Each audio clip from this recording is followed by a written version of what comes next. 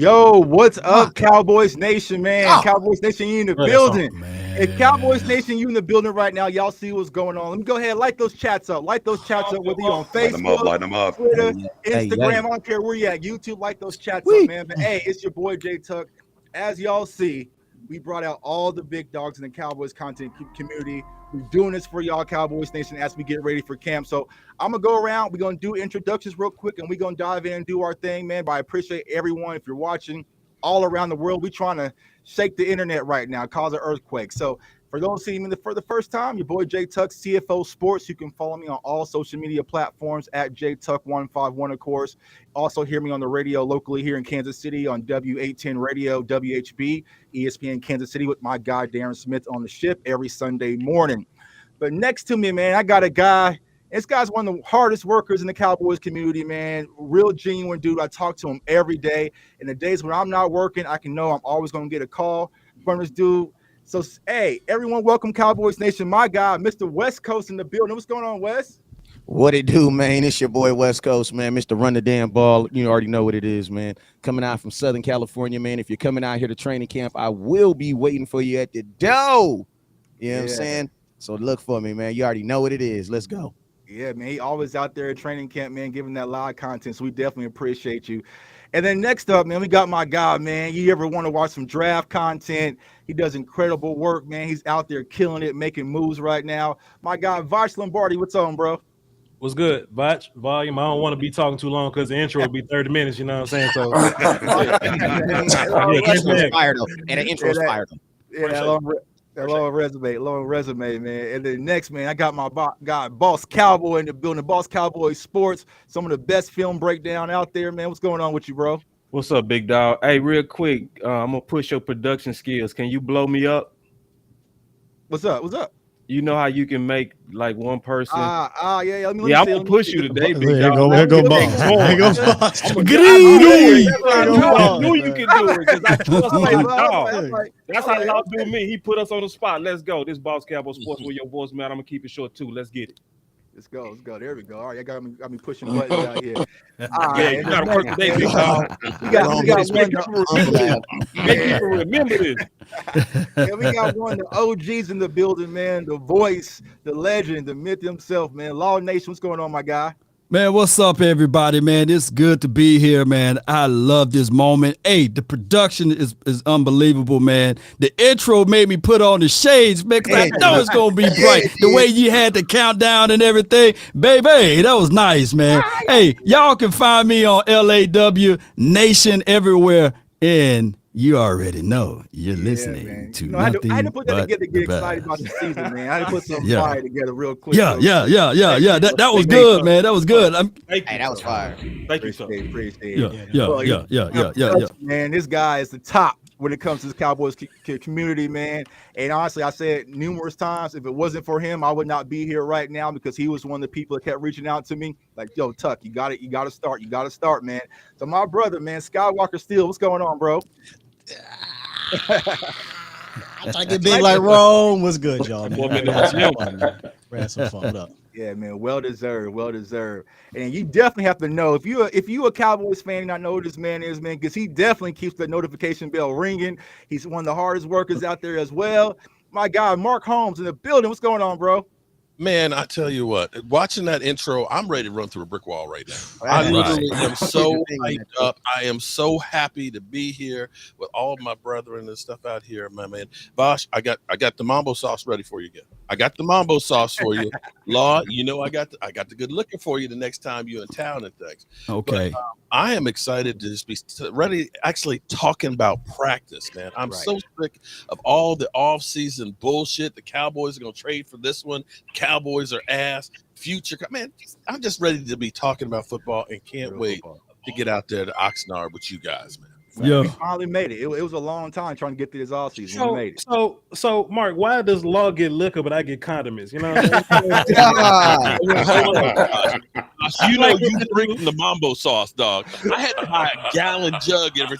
Bosh is coming to town. Oh shit, we got to get the gallon jug of that shit. You drinking that like some good liquor. Put the Hennessy on ice for me, man. I got you, Bob. I got you, Bob. Thank you, Doug. I got you. Yeah. Go bring that man a package of condiments. That's pure class right there. Thank you, Jay. There we go. There we go. And next, man, we got my brother in the building, man. The voice, man, the smoothness, man. He be going on 2-hour spaces, 3-hour spaces.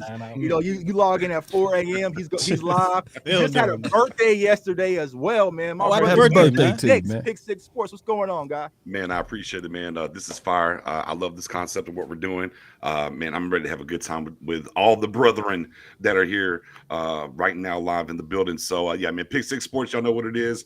Your guy Nick's on Twitter, man. Come through. I'll keep it short and sweet. I'm ready to have fun with my fellas. Yeah, Yes, sir. Beer gang. Gang. Beer gang in the building. Speaking of tag team, and I got my tag team partner in the building, man. I don't know how many of these Eagles round tables we done won, Rome. You know, it's probably up like the 15. You know what I'm saying? We're the Eagles killers right now, but I got my guy CFT Rome in the building. What's going on, bro? What's good, Tuck? Oh, man. Meeting of the minds, man. That's why we're the Avengers shirt. Rome, like that's that. the whole thing. Hey, Rome. Rome got a new house, man. Rome got a new house. Anytime, man. It's anytime. That Boost Mobile. Was that Tom Brady and Gronk? You know what I'm saying?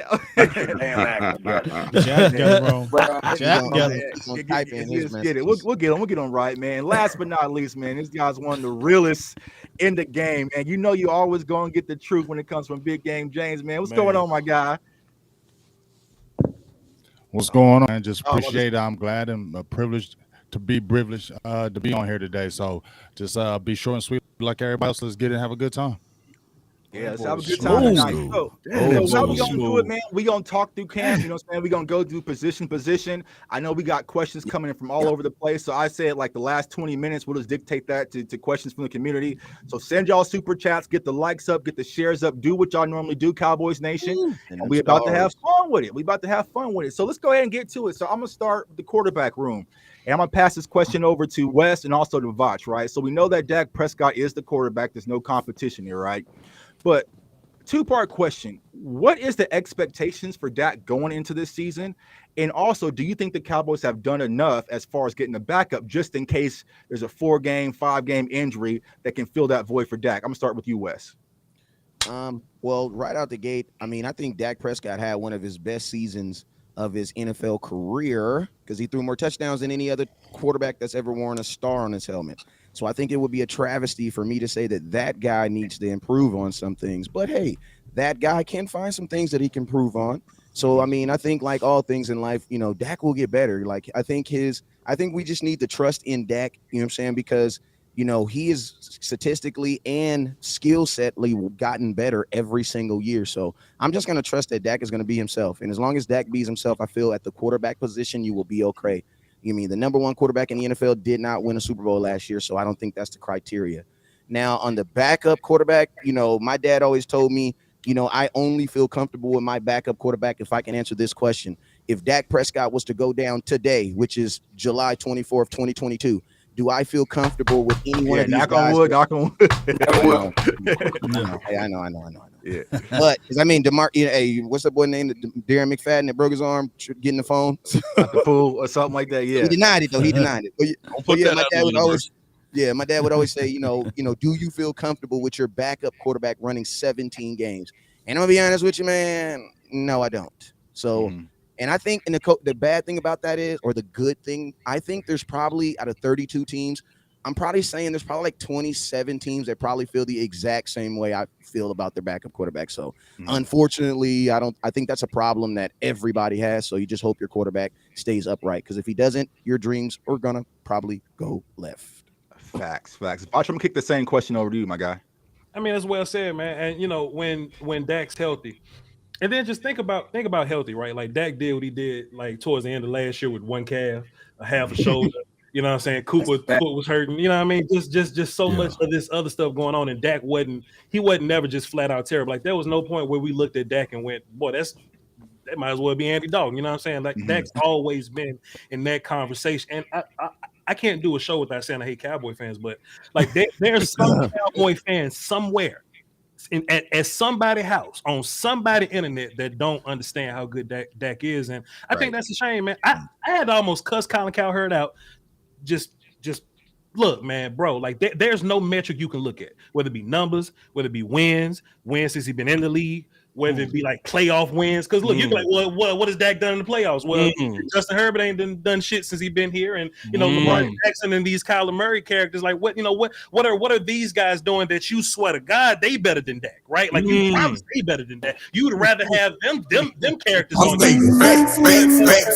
Sorry about but what if they done? I'm gonna turn it down a little bit. I got you. You good? What if they done? You know what I'm saying, better than Dakota Prescott? I'm not saying he's the best in the league or nothing like that. I don't want to be Homer guy. I don't want to talk crazy, nothing like that. But when I say Dak top 5, it shouldn't be nobody looking around talking about some how. Like look at whatever metric you rank quarterbacks in, and he up there somewhere. He in that mix 5, 6, or 7. So as long as you got that dude, I think you fine. Backup quarterback. Shit, man. I mean, Dak get hurt. It's a wrap, True. Home. You You know what I mean? But there's not really a reason to be like, okay, well, if we don't find a backup quarterback, we're not going to win the Super Bowl. That's crazy. Because like, where they at? Like, go on the market and find them. Like, go find Brian Hoyer, get him out of retirement. You know what I mean? Like, find me a backup quarterback that's worth having. So, we just got to knock on some wood and hope Dak, body holds himself together. But if he's healthy, I don't see why we wouldn't be the number 1 to 3 offense again, why we wouldn't be leading in touchdowns and yards again. You just need the more of a synergistic thing with your team situation. It's never on that. Big facts. So I'm gonna open this up to the panel. So with the offense the way it's currently constructed, do you think it adds more pressure on Dak to kind of raise to that out of that top 5 category to be more what they quote unquote call elite, or do you think that he can continue to play at the same pace that he's been playing thus far? Dak get better every year. I'm sorry. I mean, no. Every year, so every time we put some in Dak, just put some in front of him, Dak just moves the shit out the way and keeps proving himself. Well, Dak can't be a deep ball passer. He goes and tears that shit. Oh, Dak can't make a tight window throws. He goes and tears that shit up. He gets better every single year. And quarterbacks get better when they're in their 30s. Dak is going into that time, bro. So you can keep. I'm not talking about you, J-Tuck, but whoever I'm talking about in Cowboy Land is hating this shit. You can find whatever. Oh well, Dak can't throw 7 routes scrambling to his left with his left hand. You can try to come up with shit like that. But if it's just straight up and down quarterback evaluation, bro, like quit playing, man. There's no pressure for Dak. Dak stepped into his freshman campaign and took Tony Romo's job and went to the playoffs and damn near won a playoff. Be mad at you about that. Yep. Ooh, couldn't get the job back. Yeah. Yep, and every year, like what Vaught said, Dak Prescott improve every year, and Dak already know pressure is a privilege. So now heading into this 2022 season without his number 1 wide receiver, of course, Amari Cooper, now you're bringing in expectation for CeeDee Lamb. Oh, excuse me, Jalen Tolbert. So now you got all of those things. Watch. Just like everybody crying about Cedric Wilson, or they cried about the other guy who had what's his name? Randall Cobb. Yeah. They're gonna be crying about James Washington by the end of the year because they're gonna be saying, "Hey, can you pay James Washington?" Why James Washington gonna have an unbelievable year? They all get money, Law. They all get money. Cedric Wilson got money because of Dak Prescott. Come on, right? Nobody's talking about that. Yeah, Cowboy fans, like I think they've kind of been programmed to kind of understand what they feel what a good quarterback is.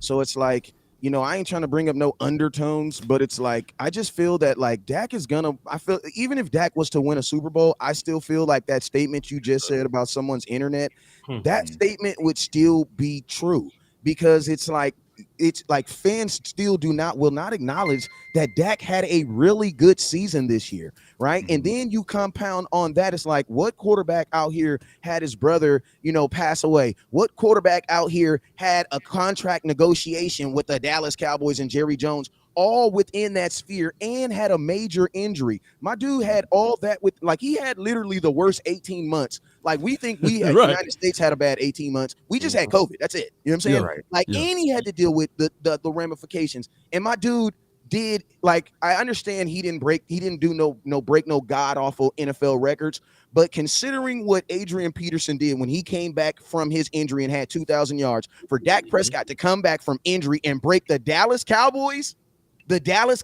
touchdown record, bro, that we cannot spend too much. We can't validate these conversations about can Dak get better or does Dak need to get improved. No, I can't validate that. At Big some facts. point, you got to say Dak is good enough. What is the round parts doing? Go ahead, Ron. I think the biggest thing that people need to focus on with Dak this year is his training. Dak hasn't had a chance to just train and hone his craft. He dealt with that injury. He rehabbed. He had re-aggravated. He had a shoulder. He hasn't been able to just focus on his craft and not a certain part of his body in almost 2 years. So that's what everybody should be more focused. Real quiet. Dak and the team seem to be a little bit more focused than normal. I haven't been seeing, even in interviews, they've been just trying to keep it humble for the most part. And, you know what I'm saying, keeping it. So I'm looking forward to seeing the results, you know, obviously in a couple of days, because I really locked in, and he ain't really want to talk about it too much. It looked like he want to go out there and do. The fact that he was able to train for ain't nobody gonna say that about Robo Rome. Come right on. now. Hey, log out, come back in, Rome. Have you ever been talking to somebody who don't speak their language? You just be like, They're gonna make me be that person. It's not evidence. Hey, come on back. Log out, come back in, Rome. Somebody say you sound like, man, Shout out to Scott, man. Shout out to Scott, man. My bad, Scott. The inner production value of Sky was cringing right there. Hey, that boy Scott. Oh Lord. I'm Have sitting you here ever been ready to listening? Have you snap. been listening to someone You talk? gonna mute my man? You gonna make me say it? Hey, Let me pick up for Ro. Let me answer your question ahead, here, Will. man. Is there pressure on Dak Prescott? Of course, there's pressure. He plays for the Cowboys, right? He Right. has inherited pressure. You know what I'm saying? When you put that star on your helmet, you become the #1 public enemy, no matter if you win a damn Super Bowl. So yeah, there's pressure in that regard. But you know, does Dak Prescott have to prove something to people? Yes, he does. And I love Dak Prescott, but you know, when you're the Cowboys quarterback, there's going to be that kind of inherited pressure. Number one. Number two, he's got to stay healthy. You know, the last 3 years there's been health issues. And number three, I think Dak does everything fine. He's going to continue to grow. I'm not worried about him from a quarterback standpoint. I just want to see him get back to being the finisher that he was his first 3 years. Like I don't think we can, as much as we all love Dak and believe in Dak, we also do have to talk about the things that he needs to be better at. I don't necessarily think it's quarterback things. I feel like he reads well. I feel like he can make all the throws. I feel like he knows the offense. I'm not worried about that. It's kind of the non-intangible things that I want him to do. Like there is no tangible thing to say finish, right? But that's the thing that he hasn't quite done by himself as a self person, not the team, as himself. He hasn't really finished on some of those drives, whether it be the playoffs, whether it be the Arizona Cardinals, whether it be the Raiders, whatever, right? So just personally, I would like to see him do more of that. But he's going to continue to grow as a quarterback. I have no worries about Dak. He's the least of my worries about this team, bro. Well, Scott, let me segue and ask you this then. Are you worried about Kellen Moore? Because that's the guy that needs to improve. Well, we don't get there, Long. I'm jumping the gun. My bad, man. My bad. Well, y'all put a placeholder on that. Put a pin in it. Put a pin in it. Put a pin in it then. You know, Hey, Scott, throw you I'm an going to tell you example. why Dak will improve Go ahead. more this year. I want you to think about this for a second because most people don't even think about this very much. But last year, the whole year was focusing in on getting his ankle to stop falling off. Thanks. Okay. Remember, he wasn't cleared for OTAs. You got CeeDee Lamb, who was drafted in a COVID year, okay, and didn't have really that much work that they could do together. Training camp was shortened. There were no preseason games. So you had CeeDee Lamb only basically playing 5 games with Dak Prescott. Enter last season when Dak was finally cleared. He was so excited about throwing that he literally threw his arm off. And then we went to, you're not throwing any at all, training camp. Didn't play any preseason games and ends up going out basically on the season cold. Now, if you look at some of the passes with like Cedric Wilson, you know, and talking to Dak's uncle and things, you know, for, you know, a little insight he was giving me, of course, a lot of the time Cedric Wilson's going one way, Dak's saying he's going another. These things happen where you know what the other guy is doing when you are able to practice together. This is the first off season that CD and Dak have been able to just work out and actually catch. I guarantee you will see less drops from CD Lamb because they'll know the ball placement better and what CD really likes better. And the fact that Dak Prescott can actually just focus in on being the best football player and actually have an offseason together. He has always gotten better every single year. And like we were talking about, they always move the field goal post with him and things. They always come up with these crazy ass narratives. Oh, well, he's never won a road playoff game. What? Right. You know, in what world is Dak Prescott better than Justin Herbert? Well, he beat him, didn't he? He's got a better record. Facts. He didn't have as many interceptions as you know Herbert had, and he kicked his ass in his own stadium. So how are you saying that he's not in the same class? And these matrix that you hear, Aaron Rodgers and him and Pat Mahomes all had 37 TDs. Right. So what's the difference between what Aaron Rodgers did? We both lost to the same team, the 49ers, and I dare say we softened them up.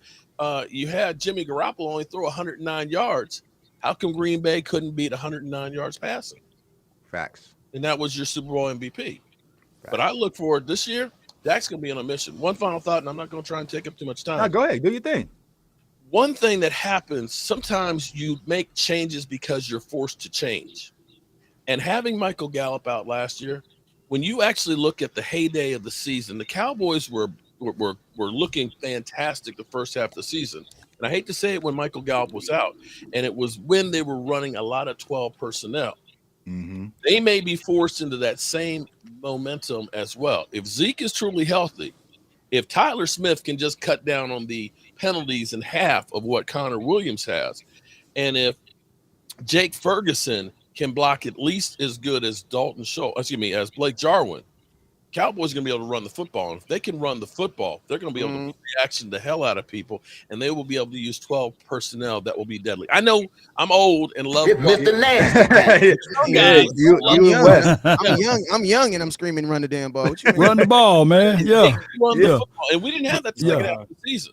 You got to add some context to it, but yeah, we good. Run the ball. Zeke, you're not doing shit. It's all like it was on Romo, where it was either we're going to win or lose on Romo's arm, and you can't do that. It's not winning football. Well, I'm going to segue from that. I'm going to ask you, Boss Nix and Big Game James's question. When it comes to the running backs, do you think there's going to be a shift in focus where we could be more run dominant, kind of like that 2016 team was?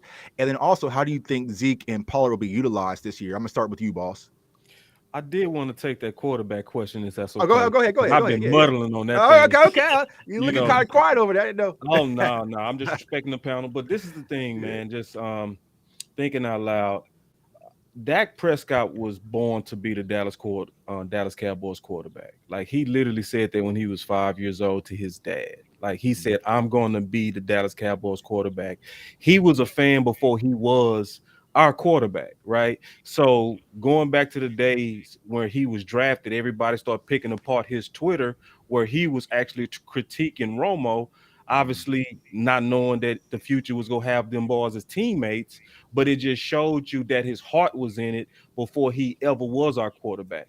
And on top of that, obviously, he knows the conditions that it is to be our quarterback, being a fan first. So just like we all know, like Scott said, when you the Dallas Cowboy quarterback, that comes with pressure. He also knows that, which to me, he has lifelong conditions of preparing to be our quarterback. So I do want to talk about the fact that there is some things that I think he can work on.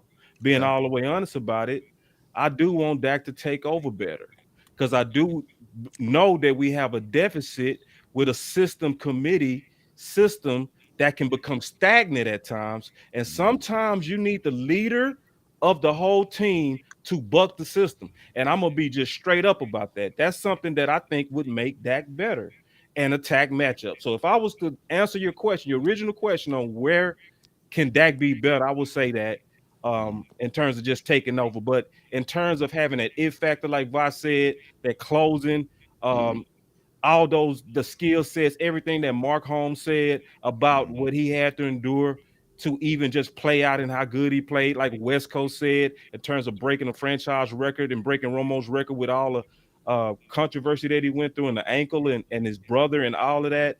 He's made for that part. And then your question on backup. Like, in terms of a backup, I'm cool with Cooper Rush.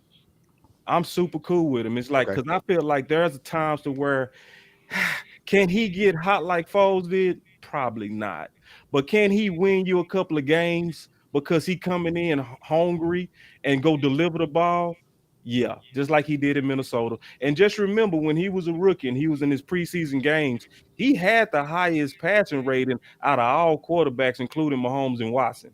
Obviously, I'm not saying he those guys. I'm not saying, right. but I'm saying, We better than I'm Watson. saying, yeah, I'm saying he can win you a couple of games if Dak go down. So I'm kind of cool with that. Yeah. Nix, you want to dive in on the quarterback situation? I think it's been covered all the way around. Let's get to these running backs, man. Yeah, go ahead. Go ahead. I'm let's asking get to that these running question. backs. Yeah, I think, when it comes to the running backs, we talked about it a lot last year. I know I did. Looking for Paul to get in that rotation of 12 to 15 touches along with what they're going to be doing with Zeke, having them both on the field at the same time. And every year, whether it's OT or minicamp, like, oh, they're actually going to do it this year. They're going to do it this year. And then we get to the regular season and it doesn't happen. So, but then going back to what Holmes was saying, about the 12 personnel and whatnot, it's not just about Zeke, it's about getting Pollard involved too. And we talk about Pollard in the idea where he can help in the slot and help this passing game as well. You do want to see him get more. Now, going back to 2014, Tuck, like you asked, could the Cowboys say, all right, Zeke's last ride, we're about to load him up like they did DeMarco Murray and the pump and dump, and move on from the contract? I mean, there's maybe something to that.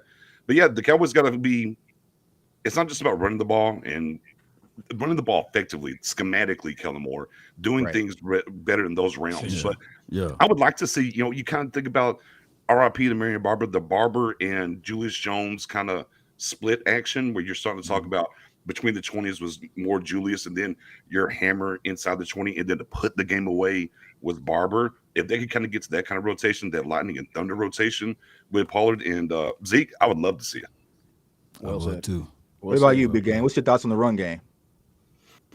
I hope that we've been talking about it a long time, just like Nick said that we've been wanting to see Tony Pollard. I've been saying getting him about 15 to 20 carries in that game, not 15 to 20, but magic touch for the whole team as a duo, getting about 20 carries. The team is just better, and I just feel like Dak Prescott himself is better when he has him. He's a more effective quarterback. He can do a lot more things. Action. He's just a better quarterback. Is better when it's balanced. And we've seen at the very beginning of the early of the season, Dallas was one of the top running back rushing teams in the league. They're almost like 180 yards a game. So it's not like we didn't see them running the ball. Health is a good thing. I know everybody's trying to run or move on from him, but at the end of the day, still that tough battering around back. He was playing before the injury, and I think if they continue to use that with Kellen Moore kind of being blown out in the media and everybody talking about him with his play calling, that we will see a little bit more of that Tony Pollard thing, just because he can't really hide with his play now because everybody's going to be looking about it. Everybody's going to be looking at it because it's already been kind of exposed in previous times, especially this past season. So I think the running is going to be solid, and especially when you're losing Amari, you want to have that running base because it makes, like I said, it makes Dak Prescott, it makes any quarterback a better quarterback, but the Dallas Cowboys are a better team when you can have that run pass balance. And Wes, I'm gonna kick it over to you because I know you missed to run the damn ball. So what's your thought process on the run game this season? Well, I'm going to say what everybody believes I'm going to say. I think the Cowboys should run the ball every single play, including on defense. You know what I'm saying? Figure out a way to run it on special teams, too. Nah, man, listen to me. This is what I believe, man. My hat does not say Zeke run the ball. Don't say Tony Pollard run the ball. It says just run the damn ball, right? And when I'm screaming running the damn ball, what I'm really saying too is this, right? Your defense should not be 100% clocked in on your ability to pass. And when you take away the run, which the defense is like any defensive coordinator, that is their first job. Like, what's your first job in this game? Take away the run. Why? Because when you take away the run, unfortunately in the NFL, they're going to pass the ball. right? But if you're able to take away someone's run, you put your defense in way more predictable positions. And you got to think like this, man, they're not paying for defensive tackles right now. You don't hear about you hear about God. Obviously, there's God out there in Aaron Donald making a whole bunch of money, but who is behind him? There is no 12 disciples, right? But when you look at defensive ends, edge rushers, man, everybody got someone trying to stop the pass. Even we got someone that's trying to stop the pass. So my thing is like this, Cowboys, these defenses are really designed to stop the pass, and if they can stop the run, so be it. They'll be okay with it. Every single year, there's a new team that's number one in stopping the run. Why? Because it's nothing that the NFL is really focusing on it. So I say this, Dallas Cowboys, when the entire NFL is focusing on trying to get to your quarterback, hand the ball off to the damn running back. Like and I'm gonna tell you, that's how we beat. Because I'm just listen. That LA Chargers game could have been a loss. It could have been a loss. Right. You know what I'm saying? But we did a phenomenal job of using the run game to run at their best defensive player. Yep. Man, by the third quarter, Joey Bosa had his freaking hands on it. You know, by the third quarter, Joey Bosa had his hands on it, or Joey or whatever. The Bosa kid had his hands on his shoulders. I mean, he was tired. Yeah. So I mean, he was whooped. So my biggest thing with the Dallas Cowboys, and I'm gonna tell you this right here. This just kind of came to me. If we run the damn ball, especially until we know what's going on with Michael Gallup, what happens? Amari Cooper's biggest attribute was what? He commanded double coverage, right? Now, teams are going to touch. They say this. The whole NFL is saying CeeDee Lamb is a number one receiver. Well, every corner in the NFL is saying, okay, we're going to test that, right? If you run the ball effectively, that safety is going to have to decide, do I want to go pair up against and help CeeDee Lamb, or do I need to stay my butt in this box? We need to get defenses back to focusing on Zeke, because if you focus on Zeke, think about this. Who was our leading receiver in 2016? It wasn't no 1,200-yard receiver. Nope. It was old 88. You know what I mean? And he had a decent season. And we looked unbeatable. You know what I'm saying? So that's what I'm saying. The best the Dallas Cowboys ever looked since Dak Prescott's been the quarterback is when we was running the ball. I always tell people, if you let Zeke be the best player on this team, Dak's going to get all the credit for it. Yes, right.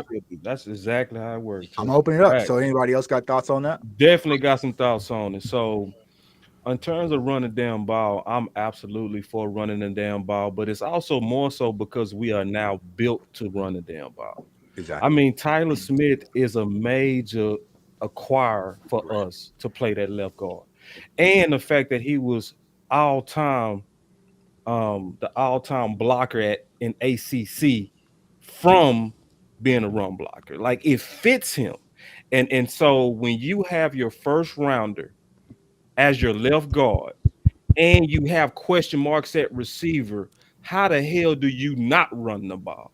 It would be a sin not to run the ball. You have a young receiver, Tolbert, that's going to be thrown in big boy shoes. You want to bring him along slowly. You don't want to just throw him totally in the fire, even though he has stud written all over him.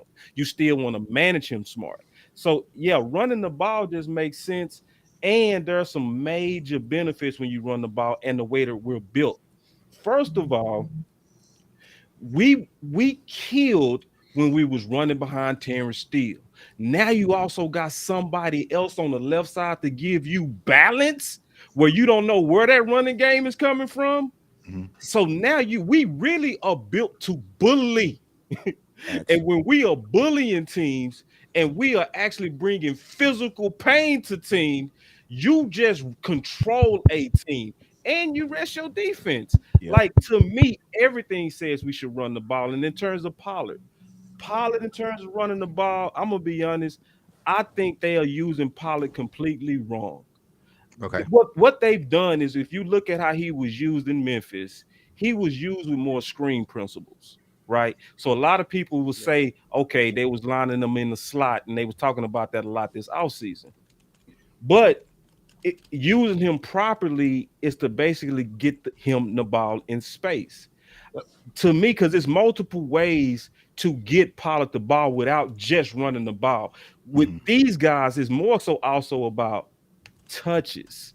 So I would want to see Zeke and Pollard, because you asked about both of those guys, right? Not just run the ball, but be creative on how you get those guys touches. So, like for Let me ask you instance, a question, Boss. yo, yo, First of all, do I sound like a robot still? you sound fantastic. Keep I'm going. gonna act like you don't, but go. I'm gonna act like you yeah, don't. But go. yeah. Yeah, We gonna We rock. gonna We push gonna rock. through it, big dog. you do a great job of No, fixing it. So good job. Right. Yeah. yeah. I had Go ahead, to Ron, switch we the good. whole thing. But how many touches you want to see the running like the backfield get? Well, yeah, I Like, would if say you about get, if 30 you get on touches. the average, what do you want to see? Up about 30 touches, Yeah. which is exactly what San Fran said, right? Facts. And yeah. I'm with So and the Rams. So there's a certain amount of touches that if you're creative about how you get your playmakers the ball. And I'm gonna say this also just to answer your question. So I gave you the number 30, but it's also the concepts. Like for instance, and just in my opinion, when you look at how Zeke was used at Ohio State, if he was drafted from the Dallas Cowboys, we never would have believed he was a 3-down back. Facts. Why? Because we don't use him to catch out the backfield. You feel me, Wes? Wes, feel me? We Yeah, I would know have exactly drafted what him you're as a 3-down Yeah. back based on how the Yeah. Dallas Cowboys use him. We knew he was a 3-down back because Ohio State used him that way. Facts. Like we forget, not that Pollard can catch, but Zeke can catch. And I'm telling you, as an ex-defensive back, the scariest shit in the world, excuse me for cursing, is if a Zeke catches in the flats and I have to come tackle that. Mhm. There you I'm go. just being honest. Yeah. So And- it's like it's not just even the touches, is putting those Yeah. guys on the perimeter to do damage. Scott, I heard Right, you well- talk about it when we was Facts. talking about San Fran. What Right. did Pollard do when they put him on the edge?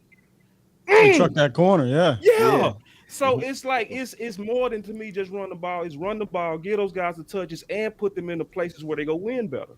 And Vach, Scott, I'm gonna ask you this question though. But That's do what y'all it's- think that's the mentality of Mike McCarthy and Kellen Moore when it comes to this offense, that they can even commit that type of thinking? That's what it's about to me. I don't really care how many times they run it as long as it's efficient and what Boss said how they do it. Because last year they tried, I use quotes, tried to run it last year and they did it in the wrong way. They would line Zeke up in the backfield out of shotgun and just have Dak turn around and tell him to run up the A gap. Right. That's Right. not going to work, especially with a one-legged Ezekiel Elliott. So tell me, how are we running? Like Boss just explained. Are we attacking the edges? Are we using pre-snap motion to get the linebacker to just hesitate for 1 second? Like that matters more to me now than back in 2016 where we could just line up and go. I don't know yet if we can just do that just yet. That may be answered by week 3. But right now we're entering a different year for the Cowboys, right? There's no Amari Cooper out there for teams to say, "All right, run on us, Right. beat us with the run." And Dallas was doing that through the first 6 weeks. If we got a little bit of context, teams were saying, we're not going to let Amari Cooper, CD Lamb, at one point it was Gallup, but it wasn't, and Dak Prescott just eat us up through the passing game, because that's where teams score quicker. We're going to make y'all have to earn it down the field and then score in the red zone. And in that Chargers game specifically, we weren't necessarily doing that. Look at the score. It was 17-17 in the fourth quarter, because it was like, sure, go ahead and run it. We ran all over 250 yards and barely got away with it, right? So I think a couple things have to happen. If you're going to be that type of team, which I agree with y'all, we have to rely on the run early on. You have to. You got a rookie wide receiver. Yeah, man, you got to. And you're better when you're balanced in general. Yep. But if you're going to rely on the run, history states if you want to win the Super Bowl, right, you're going to need, and we'll get to this later, your defense to be elite. And I don't mean just elite in today's game where it's like, oh yeah, you're 4th overall and you just, you got the Bucks, for instance, 2 years ago. That wasn't an elite defense. They had good players, but it was a good defense. I mean, if you're going to be hey, we're going to run it 35 times a game, that's our identity, then your defense better be top notch. Because when you get into the playoffs, it's going to come down to close games, and your defense is going to have to win you some of those dirty games. So I just want to see, and I'll wrap it up here, I want to see Kellen Moore get more creative in the run game, right? And if we're going to rely on it, I'm fine with it. But now I need my defense to take it to another level. And bingo with that, Scott, because we've been talking for 40 minutes now, and we didn't even touch on the defense. So it lets us know that offense is our major concern. The Cowboys finished 5th in defense and 5th, I believe, or 6th in offense in 2006. Now, we all know that we still couldn't stop a nosebleed in the rush, but the running game also masked the defense. Now, case in point, we got a better defense, a defense that can get takeaways, turnovers, or what have you. So if this team can run the ball and with the caliber of defense that we have now, oh man, this can be unbelievable heading into 2022 season. We just got to get to running the ball effectively. Yeah, and I think effectively, I think that's a question that we need to ask is, do you think Kellen Moore can do that? Because we do not have a run game coordinator. You know, and like I've been preaching for this for a long time. Like, we need a guy who is just not Zeke's coach, because a coach is going to vouch for you on Monday through Tuesday or Monday through Saturday. But come that day on the game day, bruh, your position coach is on the sidelines grabbing you water, bruh. Right. You need actually someone who's getting paid and being responsible to make sure that it happens. Go ahead. Go ahead, Ron. No, you know why I think that they don't focus on obviously why Kellen ain't focused on the run game, because that don't get him a job. It's messed up. He's focusing on the passing game because he's trying to become. He's been hearing that golden boy thing for too long, so he's sloppy and lazy with his run game scheme and focuses on the pass game. I mean, about this, I don't know who the offensive coordinator for the Tennessee Titans is, but you would think he'd be wanted for jobs, right? As nasty as their run game be running, right? But I have no clue who he is. So here's the thing on it. Touching back to when he went back to 2014, when you looked at that was, you know, probably one of the best teams we've had really since the Super Bowl eras, and that team was completely balanced. And when you went back to 2016, Zeke was feasting. You know, he was basically the only running back. But like you were talking about, Dez had like 900 yards. You had Terrence Williams had about 600 some. You had Witten had like 800 yards. It was balanced. And if you take the Dallas Cowboys through the first half of the season, and people say you just feasted on bad teams, but it was Tampa Bay, it was the Chargers, it was the Eagles, Carolina, New York, New England. We were on pace to have 5 guys to be 1,000-yard players. And that was Dalton Schultz, that was Tony Pollard, that was Zeke, that was Amari, and that was CeeDee Lamb. That offense was balling, but it was balanced, and you made the defense have to respect the whole field. And as far as the running game goes, one of the biggest problems with that running game was the damn penalties. If it's first down, you get hold, and now it's 1st and 20, you're not running the ball in 1st and 20. Big facts, big facts. You're now hold, now we have to pass. And once it became one-dimensional, you're screwed. 14 penalties do it to you. You're right. Go ahead, Mark. So look, this is my thing, right? I was actually Googling this, and I put the link in the DMs of the situation. Any of, you know what I'm saying? Y'all want to look at it or whatever. So I was just looking at it, right? So Tampa Bay, that was more of a, we had to pass to kind of beat this team or whatever, right? And shit, we was in our little bag then. But Chargers, Philly, Panthers, Giants, Patriots, all those were 30 attempt games, right? So I don't want to just like take a side right now to be like, oh, Kellen had an ego, he had to throw the ball. I want to stop and like think for a second, right? Like, because nobody gonna do something that works and go, fuck all this winning. You know what I mean? Right. Well, they did it with Terrence Steele, though. They did it with Terrence Steele. Some of that was dictated to him, though, because once Zeke got hurt, once Tony Pollard got hurt, and then, of course, Tyron Smith, once you had to start shifting everything around, and then, of course, people don't talk about it, but Blake Jarwin went out after the Minnesota game.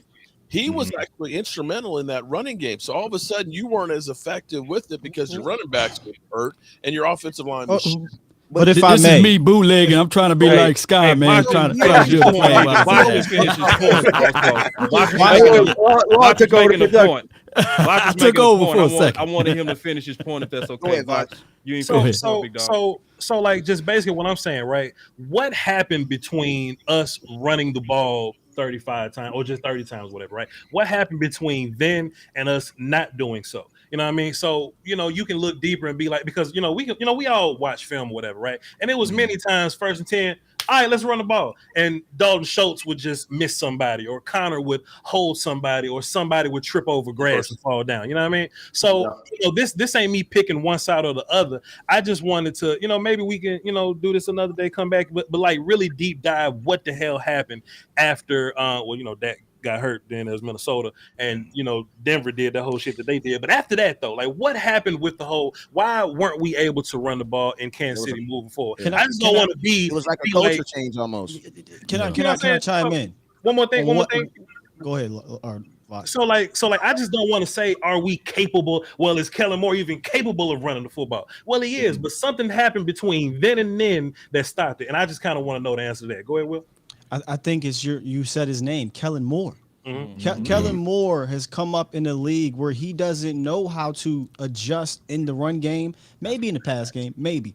But how many years coaching has Kellen Moore had where his run games got stopped and he had to adjust, right? He's only coached 3 times. So when Mark was talking about all these, these injuries and things like that, I said, well, and this is not on you, Mark, because I've heard this all the time. Well, then how does the Niners how do they continue to keep running well? How do the Ravens continue to keep running well?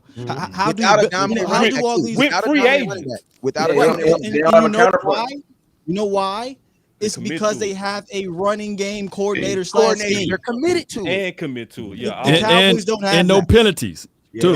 So my whole thing with Kellen, and this is not me faking the funk. I was giving Kellen praise because I had yet to see him counter. He was just eating those first 6 rounds. I'm like, damn, he's killing. Go ahead, Kellen.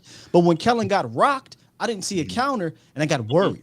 Because you can have your running game can be stopped. Your offensive line can get banged up. Your yada yada yada, right? But there are small little tweaks you can do. There's small little wins in those losses that we had. If you go look at some of the games where we only ran it 15 times, 6 of those rushes that went outside, they were successful. Well, why wasn't it 15 rushes outside? And those small little last point, and I got you, Wes. And those small little games, when you did motion, when you did some pre-snap stuff, it worked. Why didn't you keep doing it? So it's Kellen. I mean, Kellen has to be committed. He has to learn, and hopefully he does it year 4. I think we just don't have an identity offensively. Hey, and I was going to say this to piggyback on your point, man. It's like this. One thing I know about Golden State Warriors, if Steph hit 2 threes, they passing all the threes to him. He getting them all. You know what I'm saying?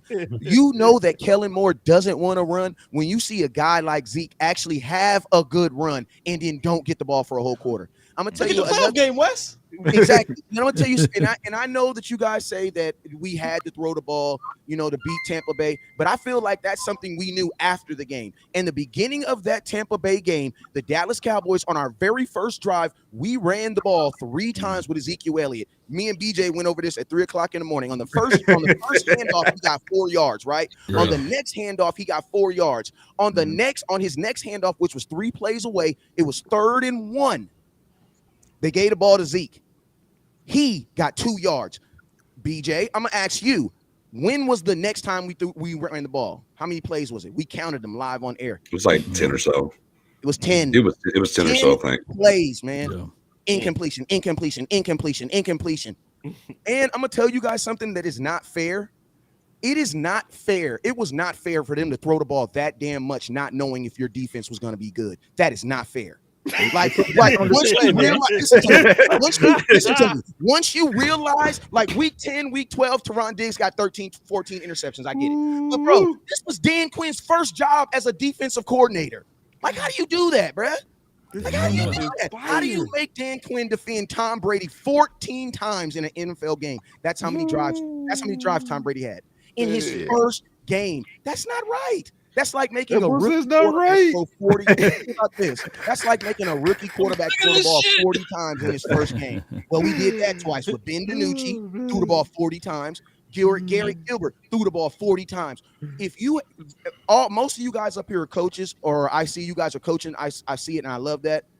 If you guys know, if you have a kid who ain't never played quarterback before, and this is very first game, what you gonna do? The exact same thing the Baltimore Ravens did with Lamar Jackson. You know what they did? They ran the ball 26 times. Yeah. The run game can protect anything because it keeps the opposing offense off the field, man. Well, and that's all I'm saying. That's why Jerry Jones said when we drafted Zeke, oh yeah, the best defense is a good offense. We got to have a good offense, bro. And like I said, I think it's just not having an identity. We don't know, like Sky said, when we got rocked by Denver, we didn't know what to get back to. So we just started passing a little bit. We just don't have that identity when it comes to Dallas Cowboys. Now, our identity has been the passing game with our wide receivers. Amari Cooper's gone. There's kind of reports about Michael Gallup might be back in November-ish now. So December, dog. Push it back, man. Don't rush the kid. Don't rush. Come on, boss, man. Y'all better, man. Listen, man. Y'all know I drink measured Kool-Aid, bro. No, bro, don't do this. That's another topic. Let's go back to what you said. That's another topic. No, we going into the wide receiver. He should be back by Thanksgiving, though. Even in the playoffs. All right, so I'm gonna go to you, boss. So when do you think Kool-Aid real? When do you expect Michael Gallup to return? Man, I always said Michael Gallup gonna be back around December, bro. That's like 10 weeks, though. I've always said it, bro. Because listen, all of us have played the game at some level. All of us have seen ACL injuries. When have you ever seen somebody come back 9 months, bro? 9 months is best case scenario, and they always was telling us a fib when they were saying between around week 3. I've never, ever believed it. I've always said that they was giving us smoke on that, big dog. And I'm sticking to December, bro, because then just look at the timeline. And I do want to go back to Kelly Moore, too. But think about the timeline that happened to Tristan Hill, bro. It's right in our face, right? When did Tristan Hill come back from his? Well, how long? The end of the season. When did he actually have? He had it different too, though. He got 300-some pounds. You got to work with. Yeah, but I just said he came back over a year later. Right. Jarvin was another guy, right? You know, he came back and they rushed him back a little bit. So, and then Neville Gallimore, they promised he was gonna come back in 3 weeks, and we didn't see him to the end of the season. So listen, they trying to sell us optimism. That's part of the game. But Kelly Moore, because I want to go back to what Vosh said too. Because he asked a good question, and it was a question where he said, you know, why would he see it work and then abandon it? I think it comes down to what Frank Sinatra said in his song. I did it my way.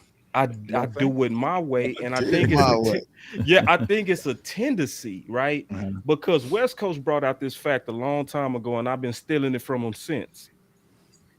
When you look at when Dak went down and we were still second in passing attempts, that's telling you what type of coordinator you got, right? It's a pass-happy OC, and his tendency is to pass the ball, even when the running game is working. It's like, it's almost like that. This running game, we winning with it, but that's not just Kellen Moore. That's Mike McCarthy's MO too. That's what I was gonna say. That's Mike McCarthy. Mike McCarthy. It's kind of like us as husbands. You know, we don't want to take grass. It's just something we have to do. Hold on, wait. Can I respond to that? I want to respond to that because I think you got to divide. I'm gonna be honest. Y'all really think Mike McCarthy got pulled like that? That's exactly what I'm gonna say. I feel like Kellen Moore has way more pull. He has way more pull than Mike McCarthy, in my opinion. No disrespect, Mark. I just disagree with that. And no disrespect. Got major respect for you. I'm just saying because Law and I talked about this. Law coined this term, unsullied. Like Mike McCarthy his nuts was cut the moment they assigned Kelly Moore to him. Facts. Where does that happen? Where 60 people got fired. He was the only one that stayed. Right. Yeah, you get the job. You get the job, but you gotta also have this guy with you. Well, what does that tell you about that guy? That guy got the weight. You know what I mean? So I think it's Kellen, in my opinion. You know, I think it's Kellen, and I think he's pass happy, but I think the pressure is loud, which should maybe humble him. That's the only thing we got is to say it loud right now. To me. Hey, Paul, go ahead, Mark. He's on the hot seat too, though. Who? I mean, for Kellen Moore, even though the Cowboys, you know, they basically lived off of the first half of the season as far as their statistics go. They coasted with the numbers because we couldn't run the ball worth shit the second half. And you've got to say, he went on all those interviews and he didn't get the callbacks. He's kind of like looking now. People are kind of looking at him side-eyed right now and saying, maybe, you know, like everybody talks about Dak Prescott. Well, you got all those pieces and everything else. You know, your numbers aren't really real. And so now he's got to go ahead and do something better than what he has done this year if he's ever going to be able to expand his job titles. His problem is going to be, Tampa Bay can he be a you- leader of men? Right. That's the problem. Man, I need my buttons. According to the insiders that sat at I guess in one of his meetings or what have you, they said that they don't believe he can lead these players. And the people I've talked to said he couldn't. Was that about McCarthy or Kellen? You said Kellen. Yeah. Now here's the thing, Scott, and the panel. Here's the thing, Scott, and the panel. The Washington Commanders, they had Shanahan at one time in their locker room, as well as McVay. And I asked the Washington fan, would you like to switch it now and have McVay? And they said, man, they would love, they would get rid of all of their coaches to have McVay. The thing is, you can't skip the process of going through growing pains. You can't skip that. And the Cowboys are trying to skip that process with Kellen Moore. And there's no other way around it. A new broom can sweep the floor good, but that old broom can get the corners. Because this is the way they know. They are literally following the same footprint as Jason Garrett. This is what Jerry knows. He thinks this works. And they're comfortable with that. That's the problem, man. I think good things can come out of confrontation. Good confrontation has helped this franchise go in good direction twice. Jimmy Johnson was confrontational. Bill Parcells was confrontational. Was Chan Gailey, Dave Campbell, Mike McCarthy, Jason Garrett? No. So when you got, when you're comfortable in this, yes man situation, I don't think you're ever going to, in my opinion, get past this unless you get ridiculous amount of luck. You need some confrontation. There's a guy out there that'll come and bring some of that next year, but that's a whole different conversation. So what confrontation can come when Kellen Moore can sit in the back heat and of battle, he don't miss. In the heat of controversy, he don't miss. You missed the drop, Chuck. No, he was perfect on that drop. One more time. Like, this motherfucker don't miss. No, that motherfucker don't miss, man. In the heat of battle, he don't miss. No. In the heat of controversy, he don't miss. Yeah, he needed a drop on that one. He needed that drop. I was going to ask you, bro. So from Kellen Moore's standpoint, though, he can sit back and say, "Look what our offense did last year." Yeah, right. So he can say that. So what's going to push him to actually change? Can you hear me? Yeah, I can hear you. Okay, sorry about that. I mean, just bouncing off pretty much what Sky was saying, I'm just really agreeing with that point. I've been saying that this is the way it was set up with Jason Garrett. Everything's been too easy for him. The same way Jason Garrett came over from Miami when he was the quarterback's coach, everything was given to him. It was easy. They laid everything at his feet when he took over and became the offensive coordinator. And if you listen to T.O. and some of those players, they were saying the same thing they were saying about Kellen Moore.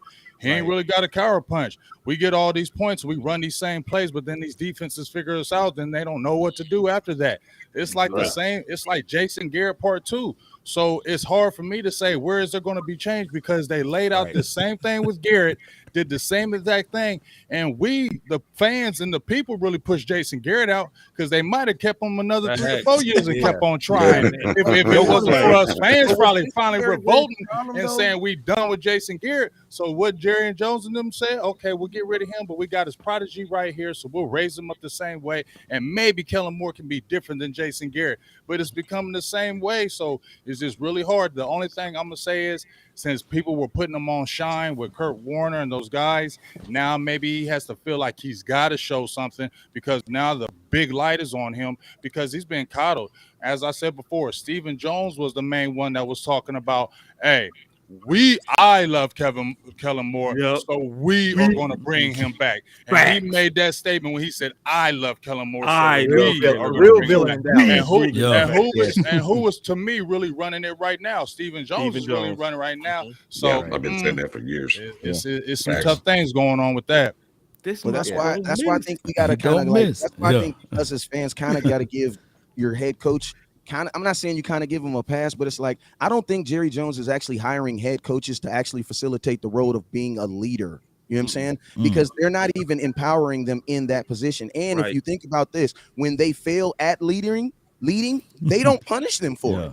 Right. You know what I'm saying? Like so that's why I feel like for Mike McCarthy, the reason why his job is safe is because he's not being judged based on that. I think his job title requires motivation, conversation, all those other things that they kind of started forwarding Jason Garrett towards at the end of his career.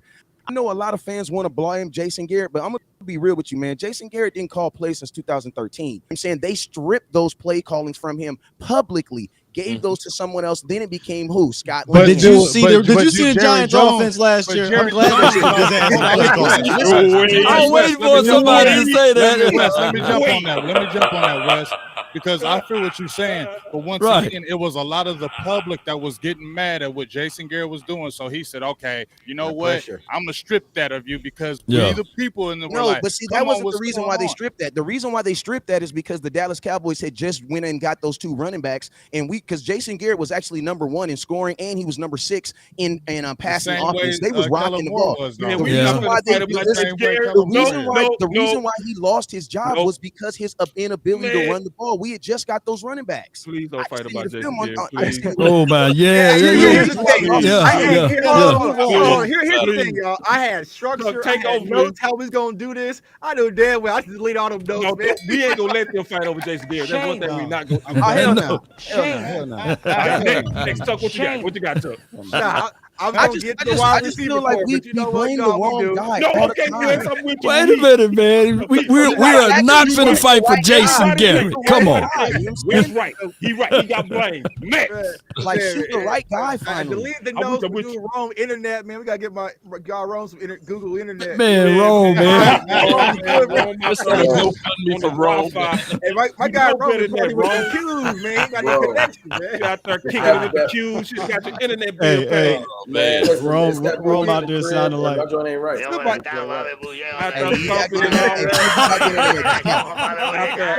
Somebody said we're on a hot spot.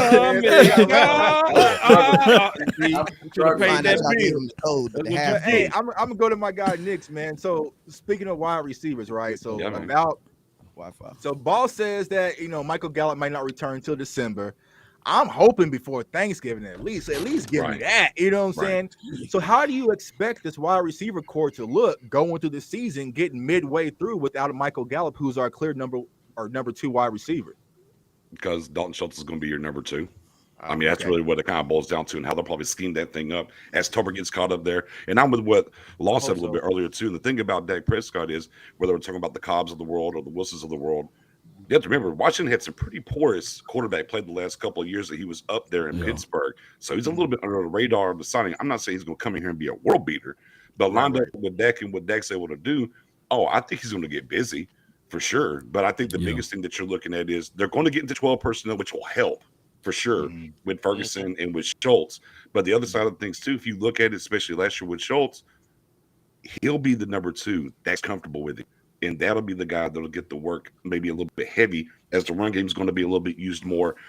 The tight end will probably get used a little bit more as well until Gallup gets back, or until Tolbert, gets his footing underneath him in the NFL game and see where he's at.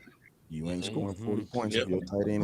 Go ahead, Scott. It ain't got nothing to do with this. I was just looking in the chat. First of all, Jay Tuck is doing a phenomenal job of controlling this whole thing. So let me just give him his flowers. This is Nix's This is Nix's Hold on, Law. I mean, hey, let me just say, that boy good. That boy good. Scott, people like get control. You got control, real quick. We talking Scott, real quick, Scott.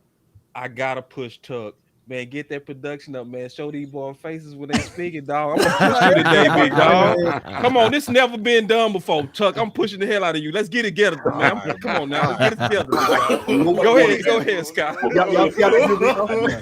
This ain't even my platform right now. Man, go, man. You gotta make it happen, big dog. All right, go ahead. Hey, Tuck, this is for you. This for you. Well, Dak, here's the deal. I'm the best there is. Right. I wake up in the morning, I kiss excellence. Yeah, I'm saying. We kiss excellence, baby. Get that pitch on Scott when they start talking, big dog. Let's go. You know what I'm saying? All right, here we go. You got me pressing buttons, man.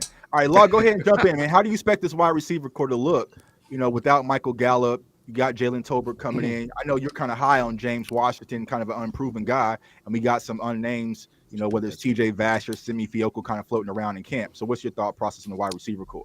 Well, I'm letting it hang, as Queen would say, with CD Lamb. I got CD Lamb getting over 113 receptions. I got CD Lamb, he getting 1,300 yards and as well as double-digit touchdowns. This will be his third season. And if they can make him the focal point, like even Amari Cooper on his way out said the other day, if that's the magical word, if CD Lamb is focusing on this offense, everything will work its way out. I truly believe that everybody else, James Washington, Simi Fehoko, if he makes this team, by the way, and Jalen Tolbert, they can be the guys that can help push this thing. But the focal point will be just like Nick said, CD Lamb and Dalton Schultz. Yeah, Dalton Schultz. Yeah. Go ahead, Ron. Hey, look, I'm afraid to speak. Nah, you good. You good. You good. You the green now. You the green now. I'm gonna start coming through like this. Now, I just think that, man, when are we gonna stop giving Kellen a pass on being green? You know, when it comes to scheming up this offense, I think that this offseason is pivotal because this is the first offseason Kellen has heard that he might not know what he's doing, and it's not just from us. It's from his contemporaries, Kurt Warner, et cetera, et cetera. The shine is off of Kellen Moore right now. So I want to see what he really does when he has to go back, as Scott was saying earlier, that, you know, he doesn't have a counterpunch. Well, he needs to counterpunch his whole philosophy because right now people looking at him like he didn't even get serious consideration for any of those jobs he got interviewed for. Right. You know, so I'm just curious to see. I know they're not going to show much probably in training camp, et cetera. But when the bullets start flying for real, I want to see his counterpunch. What's he going to do? You know what I'm saying? Right. Because last year, I'm sure if we just go out there and run his current scheme, we will put up the numbers. Yeah. That's not what we all worried about. He going to get his numbers. I want to see when that defense comes out there and says, nope, you're not doing that today.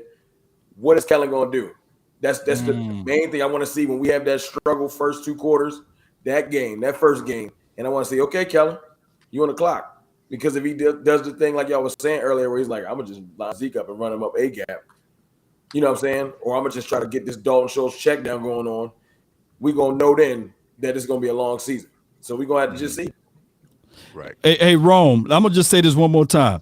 With a healthy Dak Prescott, this team would still be number 1 or number 3 in the top 3 as it relates to offense.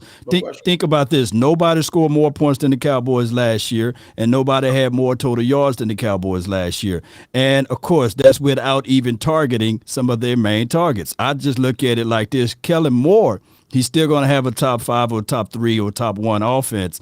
And the thing is, can he improve on this other things like red zone efficiency? I think we were right at 23rd or 24th in red zone. But outside of that, he will always have a place. He will always have a place in Dallas because offense sell tickets. Yeah, he needs to be number 1, number 2, 3, whatever the hell you want to call it, when it matters. True that. When it matters.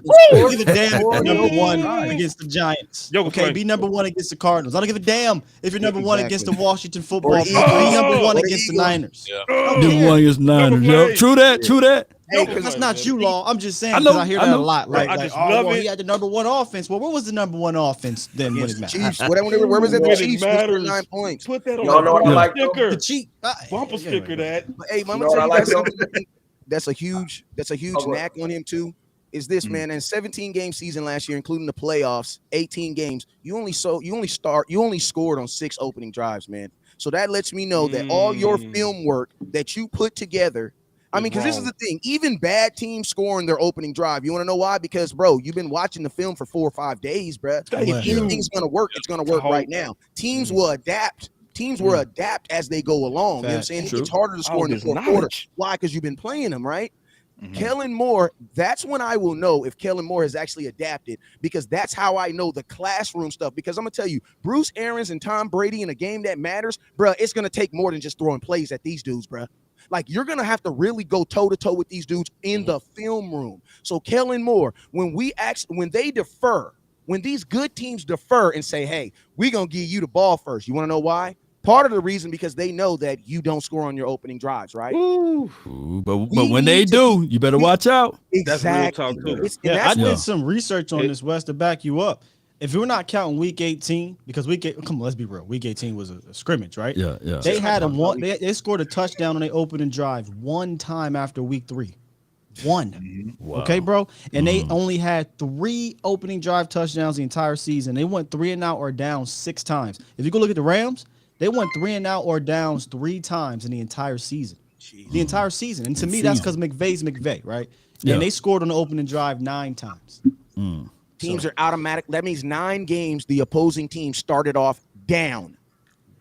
Well, Mark, I'm gonna ask you this question. So, looking how the team is constructed, though, we all know that Tampa Bay is going to come out and try to stop the run and see if these unproven wide receivers in Jalen Tolbert, James Washington, Simi Fioco, who can actually prove themselves and really stack against the run. So, do you think that Kellen Moore is going to be able to commit to the run game, or is it going to be run to Zeke?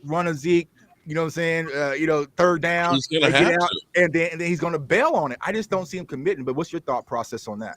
Yeah, I'm still sold on the 12 personnel. I think if you get Jake Ferguson out there. Here's the thing, at some point you got to be able to line up and beat the guy in front of you. Okay. If it ends up being that we've got to be in 12 personnel, 2 tight ends and everything else to run the football and make them stop it, then you start go ahead and doing your bootlegs and your play action. Now, and if you can do that, then that's going to open up things for your wide receivers. People are sleeping on James Washington. I still think James Washington could actually play your Michael Gallup role here. He is a deep threat. He kind of got in the doghouse there with Pittsburgh, and you can't really judge last year with Pittsburgh because Big Ben, he's older than me, isn't he? I mean, that guy, he looked like he was just looking for the retirement home. So you weren't exactly getting great passing in there. But if James Washington can actually get down the field there, along with people focusing in on making sure we don't let CeeDee Lamb go, and you still have to worry about Dalton Schultz. If you can get that running game going and using that 12 personnel, you'll be able to do something with it. I still think that you can. Hey, hold on. I'm sorry. Hold up. Blow Mark Holmes back up one more time. Man, wait. If he goes across your screen, I'm not going to be surprised. Somebody said Mark Holmes looked like he at the zoo. I feel like the Raptors. That's the backyard, man. Hey, I ain't gonna lie, Mark looks so comfortable, man. I ain't gonna lie, man. Big chilling on his somewhere. Jamaican Mark, man, you look just like you in Jamaica, man. With Joe Bo. Hey, man, pour me some, Mark, man. Pour me some, man. Take a shot for salute. Mark, man. Mark, take a shot for my internet, man. Yeah, take a shot for the internet, man. Y'all take a shot, internet shot. Hey, he's drinking Coca-Cola too, by the way, YouTube. Hey, but real quick, I want to jump in on that receiver thing. Go ahead. Because you asked a question about the receiver and then the thoughts of the receivers. I feel like the receivers are gamble, right? Because of the youth of Tolbert, but then also because you're trying to bet on a resurgence of James Washington, right? Washington, yep. And then obviously they want injury away from kind of looking. I need my button. Womp womp womp womp. You know what I mean? They need to remain healthy. Mm-hmm. The issue is this though. I'm spoiled. I'm very spoiled. Dak has spoiled me. Okay. Mm-hmm. So it's too many times I've seen Dak walk in with receivers with no offseason and ball with them, bro. Mm-hmm. Like for real. Yeah. Even his debut when he first came out in LA. He did not supposed to have almost a perfect passing rating because he ain't supposed to have that type of timing with the ones. But the one throw that made me say, "Whoa, what the shit do we have here?" Right? Was when he ran everybody should remember this when Terrence Williams ran a post corner in the preseason, 50 yards downfield, and Dak hit him in that preseason game. And then let's just go forward and let's look at when Dez went down in that season. Mm-hmm. Guess who had to step up? Bryce Butler. And Dez was out for 3 games, maybe 4. And they won all of them. Bryce Butler confidence was up so much that he thought he was the number 1 by the end of the season. Yeah, true that. You know what I'm saying? And then obviously look at what happened with the resurgence of Cole Beasley, who had his best year with Dak. right? And then add Cobb to that. He got Cobb paid, right? Then people forget that Amari was looking like he was falling off a cliff before he came to Dallas. But and look, Dak and Amari, Right. with no offseason, was number 1 in yards for 8 games. So, yeah, I'm looking at the receiver room, and it does look, I ain't gonna lie, dusty as hell. Right. One injury away from crisis. I'm being honest. One Right. injury away from crisis, but I do trust Will McClay to go get us a bite. I ain't gonna lie. Go get me old Julio, put him with Dak, and I feel like we can rock. I ain't bullshit. Let me Simply ask because y'all you this. don't have evidence that something does exist does Right. not mean that you have evidence that something doesn't exist. Well, let me ask y'all this. Do you think that they know something in the house with one of the young wide receivers is why they're playing it cool? I mean, they probably doing what they did with the safety room last year. Go to training Right. camp, let them play for 2 weeks, and be like, Facts. yeah, go ahead and call the hooker up, man.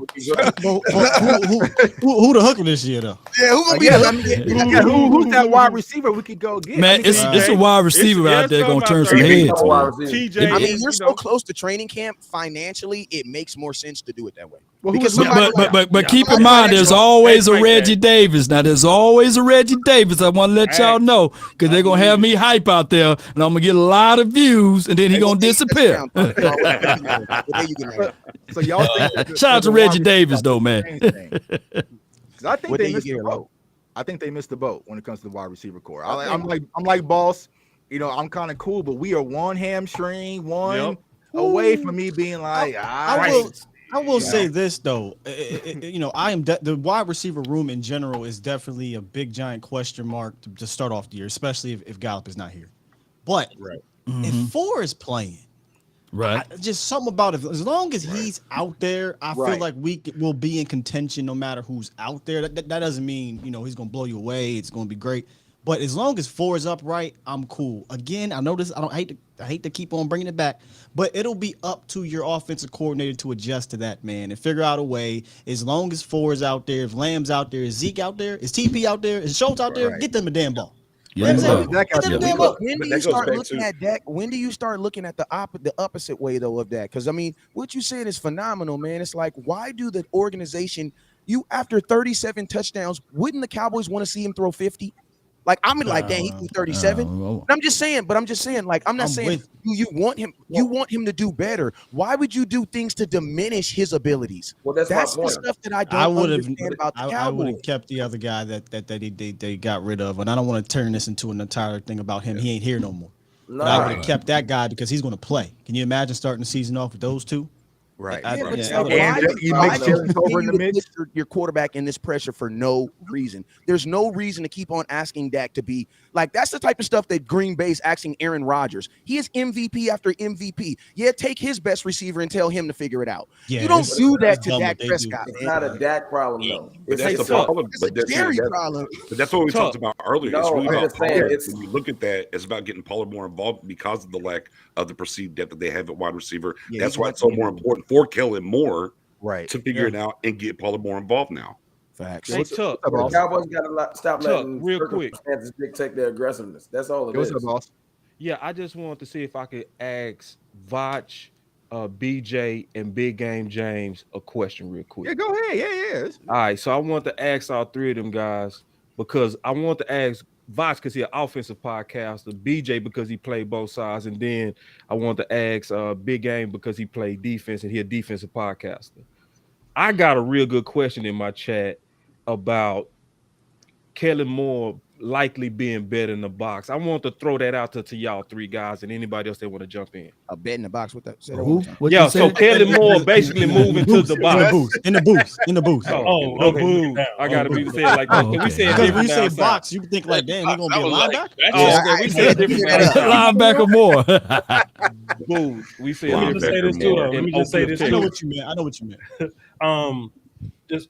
Just look, first of all, look, people in the chat be like, yo, Vach, why you so quiet? People texting me, Vach, what's wrong?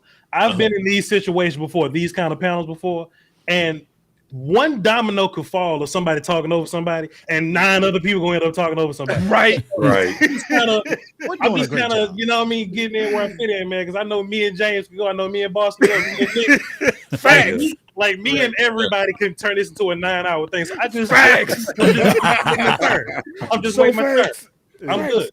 I'm good. But as far as Kellen Moore being being in the box, being able to see the field better, I guess is probably what they ask. I mean, that's the thing. Some coaches like it. Some coaches, would rather be down bottom so where they don't have to go to a phone to, get you, hey, Kellen, this is what I'm seeing on the notepads. Hey, look at the look at this, and they'll just do it like that, as opposed to ring, ring, ring. You know what I mean? So we probably seen Dan do it, because I remember once upon a time, boy that got fired last year, 2 years ago, DC, the coordinator. Mike Nolan. Mike Nolan. The offensive coordinator playing DC.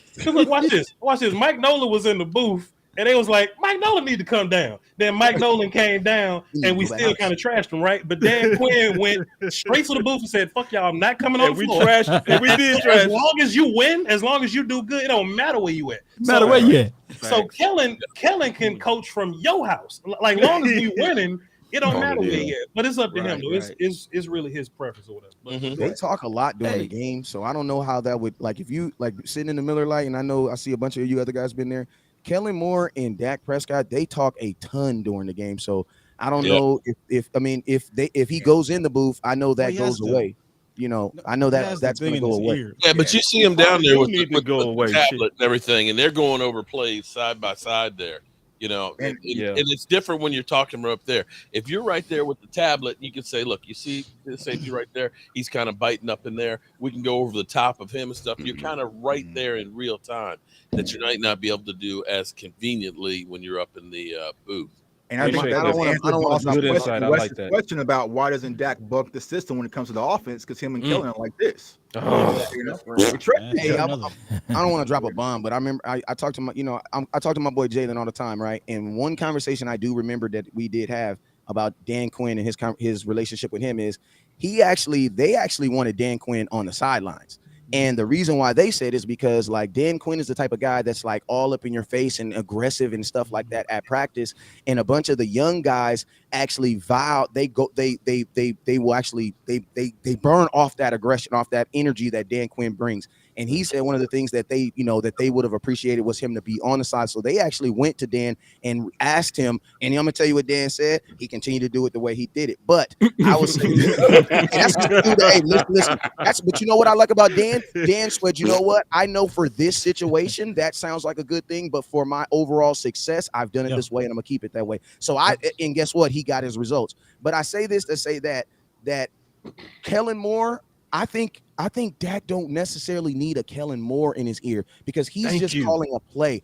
I think Dak needs he don't need John Kitna. Right? He needs a John Kitna. He needs he don't need a Kellen Moore. Right. Like, what can Kellen Moore tell him? Kellen Moore's not corporate. Kellen Moore gonna say, "Hey, he needs his Mark Sanchez He got back. to the right depth. Yeah. You should have threw the ball when he hit the right Mark depth. Sanchez. What is Kellen Moore going to tell him? He hit that 7-yard marker at the top of his route, and he made his in cut. You should have thrown the ball. Right. He needs someone smarter than him in his ear, not someone that. Because at the end of the day, Dak got to be looking at this dude like, bro, you could not take my job. Right. Just remember, bro, you was my backup. I hope not, bro. I'm not saying we not, but I'm just saying my son will never be daddy in my house. You know what I'm saying? He'll never be daddy in my house. I agree with that. I do want to transition over to the offensive line. So I'm gonna ask Big Game James and Vosh did. So when it comes to the offensive line, that was one of the issues last year, right? We did draft Tyler Smith. Lyle's out. He's on the the PUP list already. You plug in Terrence Steele. But what is your thought process? I'm gonna start with you, Vosh. I know the offensive line is kind of your thing. How comfortable are you with the offensive line moving forward? It's Mr. Nasty time. I like that. Connor Williams wasn't bad. Uh-oh. Hey, I say it. I agree with you, brother. Go ahead. Boy, got quiet. on running. Everybody's like, finish that. But Tyler is different than Connor. Like, they're just different kinds of guys. You're going to be able to do different things with Tyler. So there'll be games we'll be watching film or whatever, and it'll be like Connor McGovern in there because I was pounding on that table. Don't just put Connor McGovern in there because you're sick of Connor Williams. Because the same thing, that they did with Jeff Heath, the anybody but Jeff Heath syndrome, right? And Connor McGovern couldn't get the second level to get them linebackers. Like that was one of the big problems I had with him, and that's how a lot of plays would just like blow up. Connor Williams did that well. Connor Williams gone now. So I think with Tyler Smith, we're not gonna have to worry about big dudes pushing him around. We're not gonna worry about big people taking him on a ride. You know what I mean? I think him playing inside would be better than him playing tackle right now. But there's some magical ass water in Dallas, the way they just take their draft picks and whatever little deficiencies they got, they just fix that shit within minutes or whatever. So I think the offensive line will be fine on the left side, and this is all considering Tyron Smith giving us 12 games, giving us 13, please, if we can pray for it. You know what I mean? I think we'll be fine. Go ahead. I think one more thing though, too, and I done probably just took everybody's point here, but Duke Manyweather just puts hands on folks. Bless him. So Tyler, both Tylers there with him. You know what I mean? Tyler, badass, and young Tyler, whatever. But then you got Terrence Steele going back for another run of Duke Manyweather. You know what I'm saying? So whatever Duke did to make Terrence Steele the worst offensive lineman I've ever seen in my life, to very much so capable, if they can do that shit one more time, I don't think we'll have a problem at offensive line at all. Well, let me ask you this, Voch, real quick. Do you think there's competition at the center position? I know a lot of people are high on Matt Farinock, and even Stephen Jones came out and said, it's open competition at center. Do you think that that's the case, or will Tyler B be our center moving forward? I think it is open competition at backup center. I don't think nobody gonna. Starting center.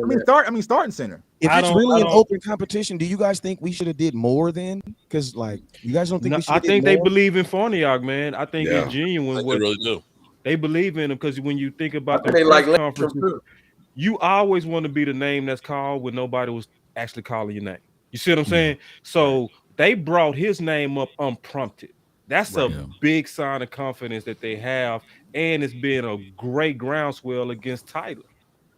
So the pushback against Tyler and the public outrage against Tyler, I'm pretty sure they took center very serious. But I think if we watch film on Tyler, we saw Tyler slowly getting better towards the end of the season. And for a young player, that's what you want, So I'm not here to say just give Tyler, the job. You know what I'm saying? Because we're gonna fight it out, we're gonna get better, whatever. Put a little pressure under Tyler. He hasn't done anything to take the job away from him. It's just it would be based on what we've all seen or just me. I'm just for Vach. Fournier gonna have a hell of an off season, just come in and just be like, all right, it's clearly me. Right. You know what I'm saying? Whether it be Lindstrom or the 27-year-old from fucking BYU that we brought in, or whatever, whichever one of them cats, they're gonna have to have a crazy camp to come in and take Biada's job. And just to echo what Voch was saying, different starters. Starters from week 1 from last year. 3 different starters to change your center right now. I wanted to ask Big Game James and Voch one more question. It's okay, Tuck, because I'm go ahead. Go ahead, do your thing. Just real quick, all right, because I'm not gonna fake the funk like I'm offensive line genius. I know I got good eyes, but I'm not gonna fake the funk like I understand the nuance.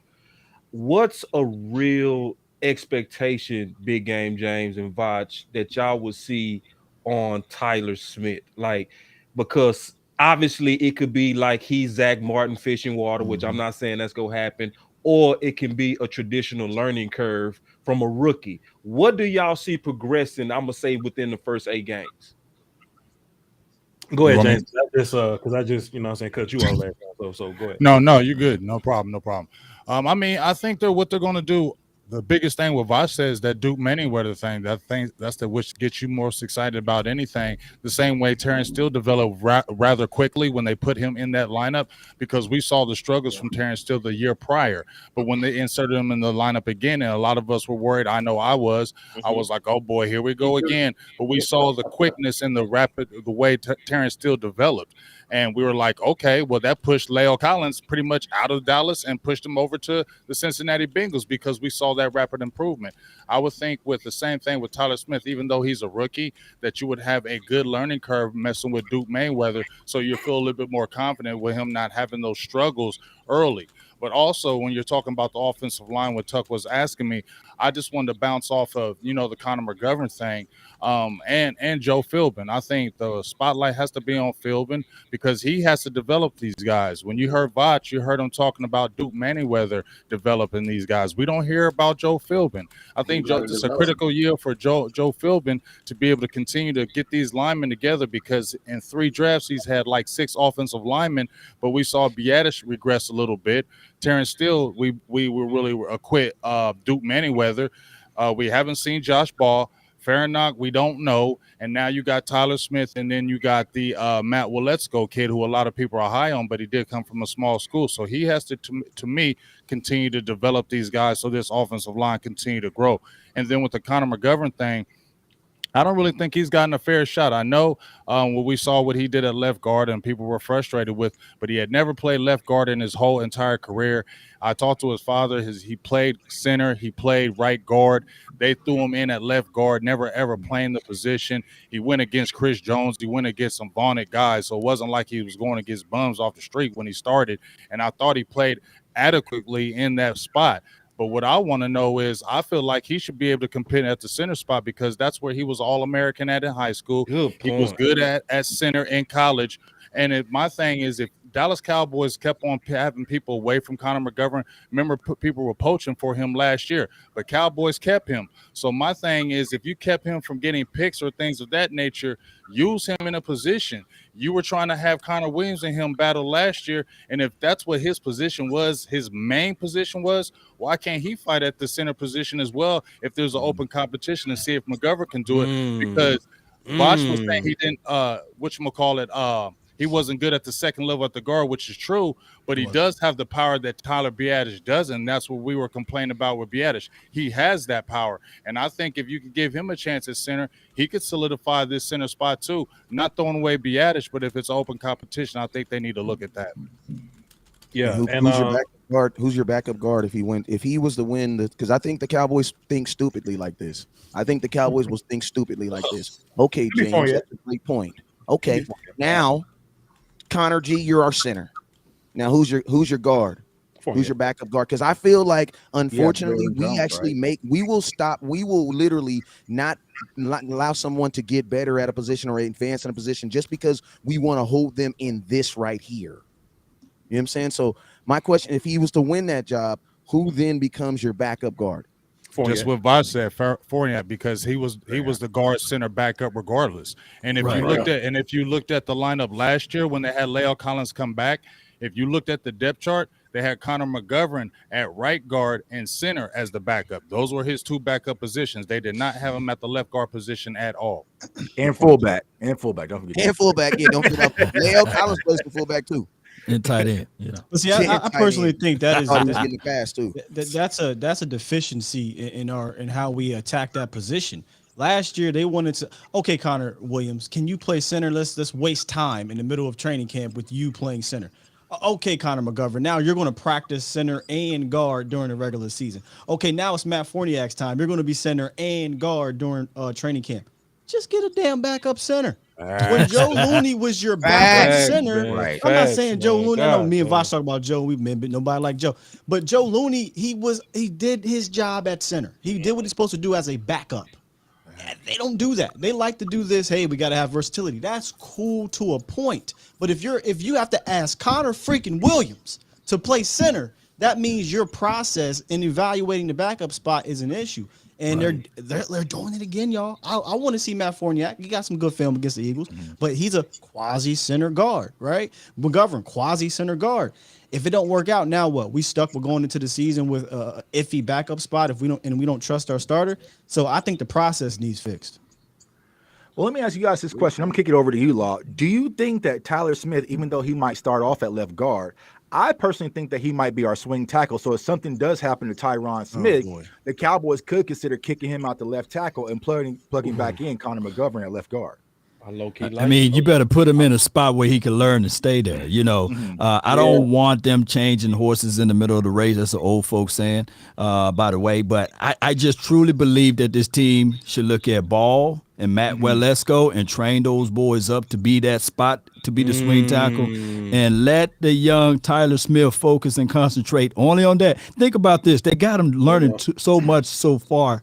Anyway, he's switching from tackle to inside. You got to make sure that all of the training that Duke is teaching him to keep his elbows inside and all of those things. We need Tyler Smith to be efficient right there. That's the closest spot to your quarterback is that left guard. He need to be a staple piece right there. So let him learn that. Don't have him learning too many things. That's just my thoughts.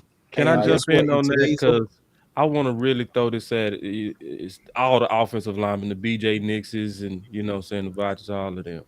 Yeah. I'm actually kind of cool with him playing both because it's almost like you have to anticipate it. You know what I mean? And it would also depend on this training camp on how they do. Obviously, the swing tackles, Ball and Matt. It depends on how they do because see, that ain't nothing to gamble with. That swing, you talking about the blind spot of Dak. You know what I mean? Yeah. So it's almost like, and I'm kind of torn. So I want to kind of, but I actually am for it because he's a first rounder. You know, and he was already getting reps at left tackle in OTAs as well. Like, so and I think the idea for Tyler Smith is to be the left tackle replacement for Tyrone. That's ideal. I agree. That's ideal. I agree. But I don't want this kid to try to learn and do too many things. Trying to learn too much. Go ahead, Nick. Go ahead, jump in, Nick. Go ahead. Yeah, I mean, it's just doing too much. It's kind of back to what Scott just said. It's position flex. We're going to get you here, get you there, but we need you to be here and be really good. But just in case, we're going to train you over here. I'm going to understand. Yeah, he's a first round pick, and I love the prospect of what Tyler Smith's going to be. He's never played guard before. He's going to do in the NFL. Let him stick there and do that. And how about this? You drafted with Letzico and you came out and told everybody, that's it. We ain't signing no swing tackle. We got this guy. How about this? Right. Just go sign a damn swing tackle and don't have to worry about it. And then train these guys up and do what you need to do. And those are the things that get very frustrating about this offensive line. And we talk about it a lot.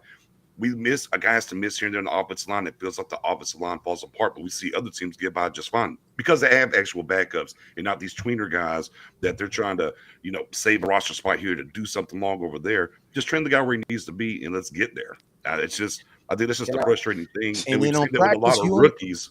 And I co-sign what Nick said. Go ahead, Ron. Yeah, I just think like I think what Law and what Nick is saying is basically like, remember last year when they tried to give Micah too much, and then when they pulled back, he got to hone in on his skills. I mean, and it didn't unlock a part of his game. He just got to kind of streamline what he was doing and perfect that before he added more back to his plate. So let's let Tyler Smith focus on guard and get that down pat before you trying to flex him out and all that stuff. And then he really starts getting confused, and he can't just be reactionary. He's gonna be thinking too much. That's where you get your flags, your penalties from, man. I want to push back just a little bit. Just a little bit. Can I push back a little bit? Just a little bit. I just want to say this. I'm going to say a point, and you can push back on him. Okay. In the NFL, you also got to remember they only have a certain amount of time they can practice these kids anyway. You know what I'm saying? This isn't high school where you can be like, okay, stay after practice and we're going to work on some tackle. You know what I'm saying? When you go to practice, you have X amount of hours to teach this kid X amount of this. If he in the end, I'm 100% what BJ is saying, what Law is still saying, bro, if you only got 4 hours allotted for him to practice that he can practice without you getting in trouble, it needs to be allotted at the position that you think he's going to play the most at. But cutting a guy in the middle and saying, okay, you're going to work 2 hours at tackle, 2 hours at guard, I would only expect for him to be average because he's only devoting half his attention to either job. Right now, big facts. He needs to devote his time to the position he's going to play. Everybody hey, when the big boys give you a drop, man, I know we are hitting on the right page. Look, the offensive line, all 5 of those guys got to be on the same page. All 5 of them. You can't have one guy. You're only as strong as your weakest link. And teams will sniff out and say, oh, we got us a weak one. We gonna penetrate and concentrate on that one area. Look, I'm not an offensive lineman. I'm far, far away from 300 pounds. But I guarantee you, those big boys got to be on the same page. Amen. And they're right. All y'all big boys, y'all let me know if I'm wrong. So check this out. This is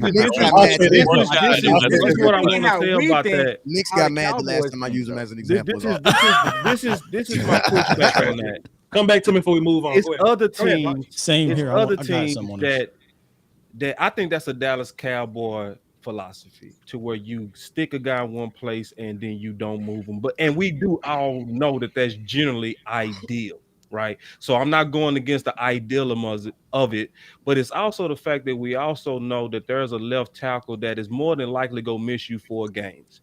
And you can be proactive in trying to develop guys and prepare for that type of scenario and still keep it based on competition. It's teams that have done that. So I've featured teams that have done that. West Coast, we've talked about this with Ryan Ramczyk. Yeah, we talked about this with him because he, as a Saint, have played all over that line, and they've prepared him to do that in case somebody goes down. And that's one of the smartest coaches they ever do, and that's Peyton. And we know that. So sometimes you have to anticipate that there's a guy that's going to go down and have a plan for it, and also work in some developmental cross-training reps. The thing is, it's been done and teams do it. I think sometimes we got to open our mind to it because we don't have two bookend tackles. We got one that's looking like he's going to be healthy. We got one that we know go out. It's all going to depend on who the best talent out the three, Ball, Matt, or even Tyler Smith. If Tyler Smith looked like he's more of a fish in water, or moving over the left guard and having still continuity at left guard, maybe by moving up McGovern, there's some flexibility that can still help us get through a couple of games in crisis.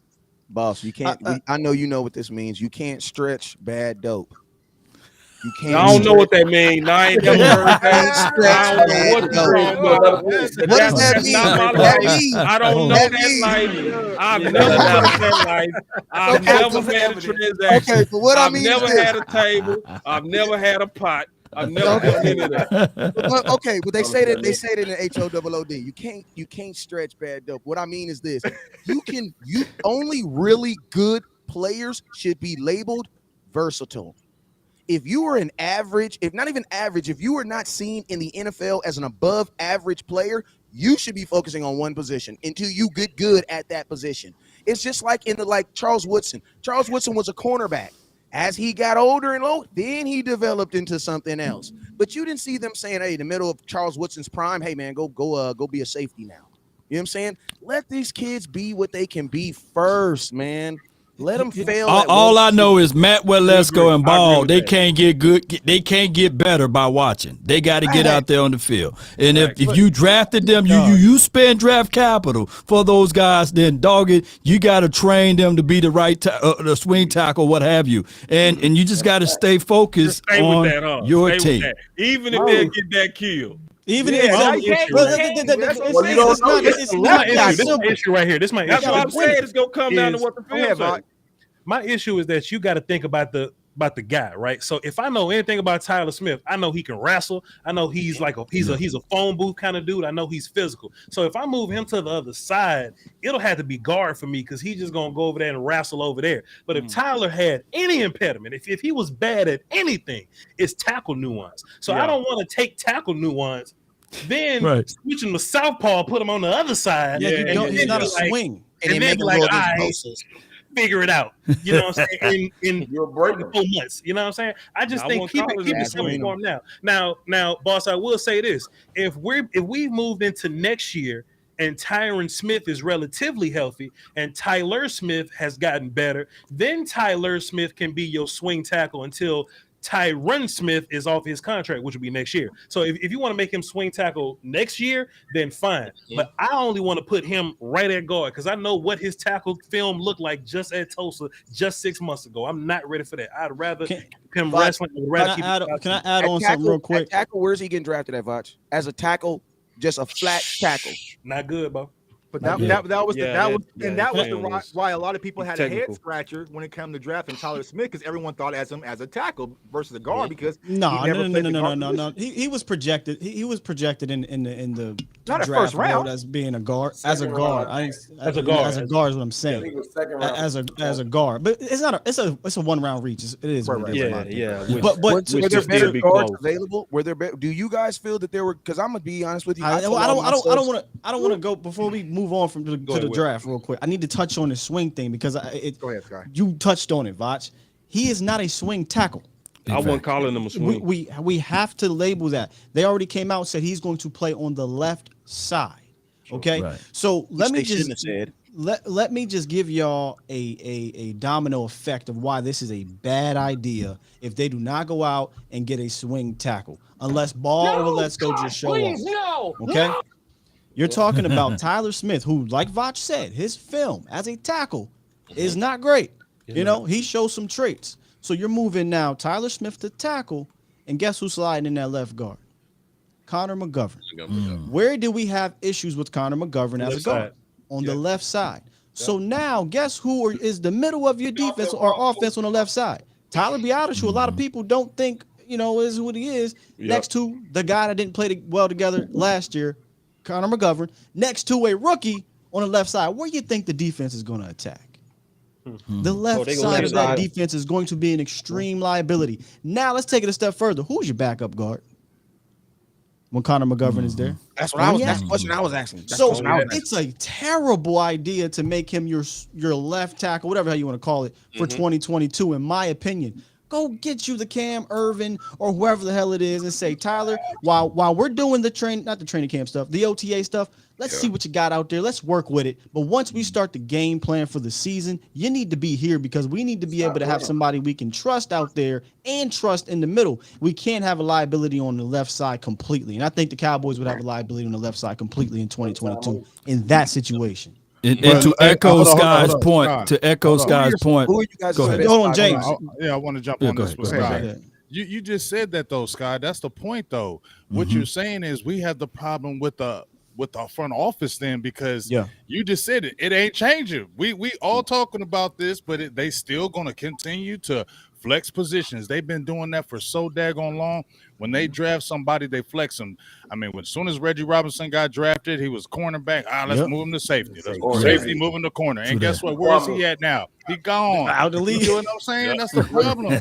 They keep on. As soon as they get a player, they want to experiment with him. And it's like the frustrating thing is, when is this ever going to change? And that's why I say, Sky, I want to see what Joe Philbin, can he put his foot down and say, hey, let's stop flexing these guys. I want this guy to play one position. I want him here, and I don't want to do nothing else. Can he? That's why I said he got to step up on his end and be able to do better as the offensive line coach. Put your foot down and say, I don't want him to play tackle. I want him playing guard, and let's worry about that next year. Everybody was friends until we started talking about offensive line. Everybody was doing great. We was all cool. It was kumbaya. Hey, that's going to be a financial decision, though, because backups cost. The reason why they flex guys, too, is because you give a 2-for-1.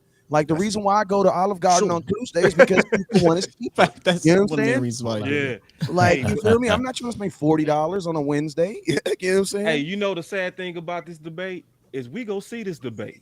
And this is a real debate. In real life. We gonna see it. This same thing. This gonna likely happen where Tyron go down, and this gonna be like, damn. Like, see, and this is the conversation the war room needs to have exactly right now on how they go work out this contingency. Because I'm on one side, everybody else against me. I'm cool with that. But at the same time, this is gonna happen. Like, where did Tyron Smith play his rookie year? Where did Tyron Smith play his rookie year? He played right tackle. Was he projected to be a left tackle? Yeah, of course. Why didn't they put him on the left side when Doug Free was having problems? I mean, look at Zach Martin. Yeah. So you know how it goes. We went to the playoff. We went to the playoff. Tyron Smith rookie year. History though. That's the Dallas Cowboys history. That's my point. We didn't go to the playoff with a stack of year. I know I saw him at right tackle. We didn't go to the playoffs too. And just to kind of confirm it, I think Scott talked me off that ledge because when I heard it from Scott's standpoint and when he broke down the dilemma of my idea, this is the issue when I heard him talking.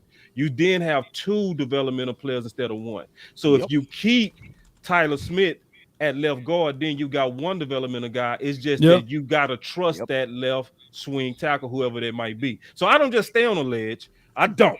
You know, if it makes sense, I get off the goddamn ledge. But I'm just also saying that I would hope that we still kind of maintain the openness on some cross training because teams have effectively done it. You know what I'm saying? So you guys would feel more comfortable with having let's go starting at left tackle and then Tyler Smith at left guard if something happens to Tyron Smith. I don't know let's go playing at all this year. Right. But this gonna come up but we already know those. That's but they hyping him. They hyping him to be the backup swing. And that's the problem. What I'm worried about, if we're talking about what everybody's saying, let's go out with what Wes is saying, what it was some I think Sky said, let's just go out there. You got money to spend, right? Dallas has some money here in the bank, right? 23 million. You got money in the bank. Go get a specific position. Go get a specific veteran to make them feel that need because I don't feel confident. I know y'all don't either. When you got a guy from a small school, Matt Waletzko, I don't care how much potential he has. I don't care how good he is. He is not ready for the NFL he right better now. Have a killer if you put him in as a swing tackle and Tyron Smith go down, it's going to be absolute disaster. the money and get somebody because they got the money to do it. They got the money to do it. Go get somebody. That's the first domino that can really fall. That will probably fall with this offensive line. With everything you know about Tyron Smith, realistically, you should be looking for his replacement. Facts. I think Tyler Smith is the replacement. He's the future Tyler Smith probably is a replacement. So then, who's Tyler Smith's replacement? Man, they better cross next year. The drafting time. Next year, man. They drafted the guard next year. You gotta honestly say, when you look at Tyler Smith and his athletic ability, you can honestly say he is eventually going to be that left tackle. He is not going to stay at that left guard. The way he is moving, the way he is training, he is going to left tackle. That is going to be Tyron. So then next year, and that was my whole point of bringing up Tyron Smith playing at right tackle. We all knew that he was eventually going to play on the left side. So the same storyline for Tyler Smith. Even though he's at that left guard right now, he's eventually going to be that left tackle. But like what Vaught said, he got a lot of stuff that he still got to work on and improve. Especially, we don't want to see a 30-yard play down the field and then we see the flag monsters, right? Yeah, and I just hope all that Duke Mayweather training really, because see, I was talking to the OC, and the OC was saying when he was critiquing Tyler Smith that a lot of times what was causing a lot of his holding penalties, and obviously all the offensive linemen, y'all step in here and let me know if I'm tripping, because I'm repeating OC, but he was talking about how that he was keeping his hands outside a lot, and he was saying if he would have got his elbows down, right, and he would have kept them closer, that he would have been able to have a better punch, more power, and he's able to basically not even get those holding calls because it was too obvious the way he was keeping his hands. So you saw that, BJ? Am I tripping? I want to make sure I'm confirming that with the offensive line guys. I mean, it's technique. I mean, and his technique was off. So I said all that to say, is it possible? And I want to just push this back to the offensive line guys or anybody that, not just even offensive line guys, anybody that got an answer on this. But is it possible that Duke is just so goddamn, is so cold at training these guys that they can actually be prepared just like he prepared Steele? Because let's all be honest, we all was panicking our ass off when we heard Steele was going to be starting against the Chargers. Let's be honest. We all was talking about put Zach Martin at right tackle.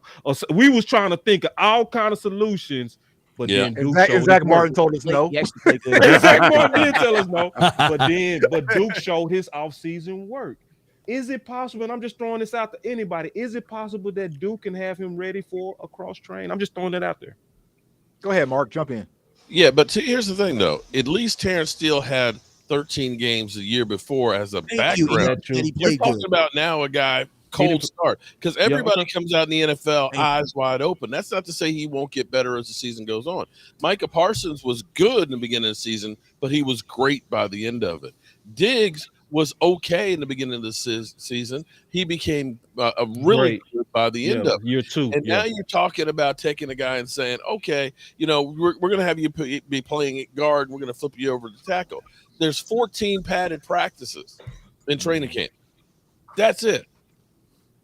And the best players that he was facing in college, he's facing them every week from day one. I would rather try and keep him, focus in on either being a guard or tackle, but you don't have enough time to be able to try and learn both of those nuances from Jump Street. I just don't think that you're there. You need to focus in on one spot and one spot only, because you can take a look at Terrence Steele going after even having the year before at starting, going from the right to the left, how much of a transition that it was bad. That was he was terrible.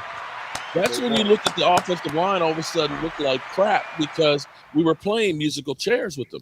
He's a right tackle, keep him over there at right. And so don't try and put too much on the guy's plate at the beginning. Man. When he takes over Tyron Smith's position as a tackle, that will be his first game in the NFL playing as a tackle. And I'm gonna ask you guys a question, because we don't ever have good luck. And what if Tyron Smith, what if we need him to go over and take over Tyron Smith's spot before we have a replacement at guard?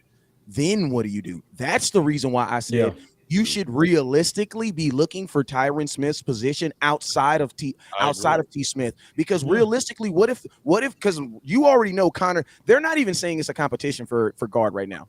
Like, they're saying it's a competition for center. They're saying all this other stuff, but they're not really saying it's a competition. They basically said the rookie got the job. So that makes me feel that Connor G is not going to be good. So it's like, what if you need him to slide over? Then where do you put the hole at? Like, there's going to be a hole somewhere. So basically, he'll be the guard if Tyler moves over. But if Tyler don't move, then you'll just put Waletzko at left tackle. And if Tyler got to go to left tackle and McGovern got to play the guard and Biotis do something, then what's his name will come in. Fournier will just and it'll just be a $23 million though. I can't say this though from the panel, and I appreciate this panel. This debate really highlighted something I wasn't seeing, that the swing is actually not as maybe y'all been saying it. I ain't been saying it on my channel. I'm gonna just be honest, but it's one of those things that I'm gonna now start saying, because this panel has opened up my eyes aggressively that there's a deficit also at swing. I've been saying on my show that the swing tackle position, in my opinion, is the most important reserve spot on this entire team. Yeah, and that's facts over the last how many years, y'all? So when did we draft Tyler? Swing has been a secret. Yeah, it's been a secret since Chaz Green. It's been a secret. About it. Chaz Green, don't do. When did we start hearing about Tyler Smith playing at left tackle? Was when Tyron Smith had the injury in OTAs. They just moved him out. Plug McGovern, so it's like it's bad. He woke up and his back. Yeah, it's his back. His back's tight. Tied in the second, man. Boy, we've been having some issues. This is what they're banking on, and I'll this is my last thing on the swing. They better not wait too long. I'm okay with let's 2 weeks in the camp. If there's nothing there with Ball or let's go, then let's go and go get somebody. Because we cannot play around with that spot. Get a guy in here so we can get up the tempo with the team, with Dak and all this stuff. Because you're playing the Tampa Bay Bucks, you're playing the Rams, you're playing the Eagles, you're playing teams that are going to put pressure on you if Tyron happens to go down early on. And you need that guy to have some symmetry with the rest of the squad. So and you need this starting offensive line to play in preseason. You need these guys. You need to know before the first preseason game. Tyron's gonna sit down to Tampa Bay. I know. Don't give him not one. We don't need to see at all in preseason. How about 4 then? 4 got 4. Yeah. Terrence Tyler. So it's gonna be Matt Waletzko, Tyler Smith, Biotis.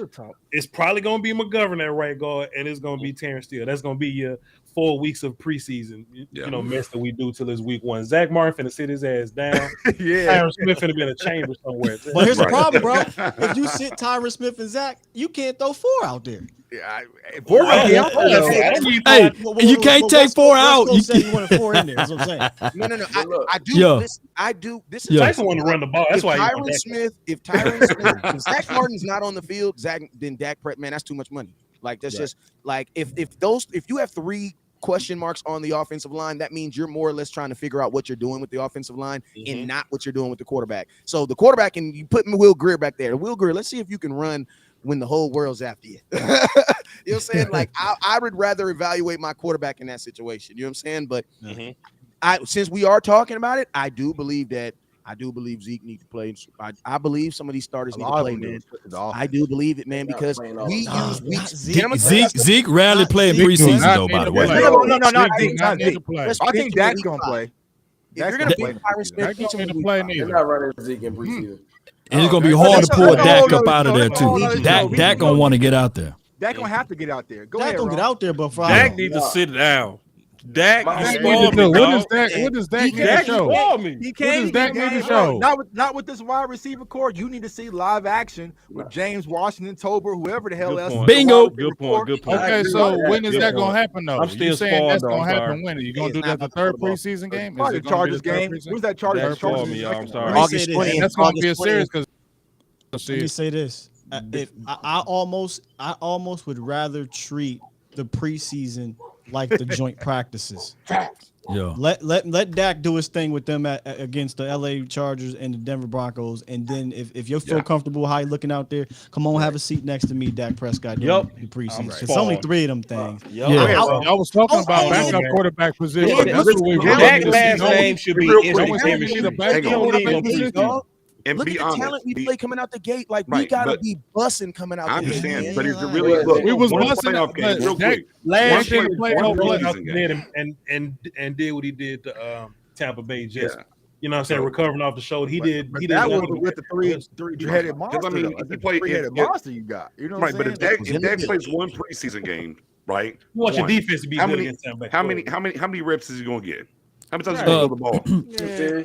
I think you get 2 series. I think the dress rehearsal will be the second preseason game because you only got 3. So the dress rehearsal will be the second preseason game. I think game 1 he would do the opening drive and that's it. And then he probably ain't gonna do it all. He's only gonna play that main game that they want to see. I'm down with him playing 2 and 3 though. 2 and 3, I'm down with it. Week 1, he doesn't need to play 2 games for what? He needs to play one game if you're gonna play him. And it's that the main game. It's Dak Prescott. Y'all just said earlier in the show that Dak makes people better. Dak makes people better. So if Dak makes people better, why does he need to play? Hella 5-point West. I heard that. Why does he need to play? I heard. So hold on, bro. I just heard West Coast make a good point. I just heard your the point. Receivers need the receivers. Right. I wouldn't even think about that. In 2022, Dak is gonna have to grow in coverage. So that's not a bad point. So 2 series boss that boss. So 2 series with Jalen Tolbert with boss with Dak Prescott's gonna prove something to us. Dak throwing something to Jalen Tolbert right now.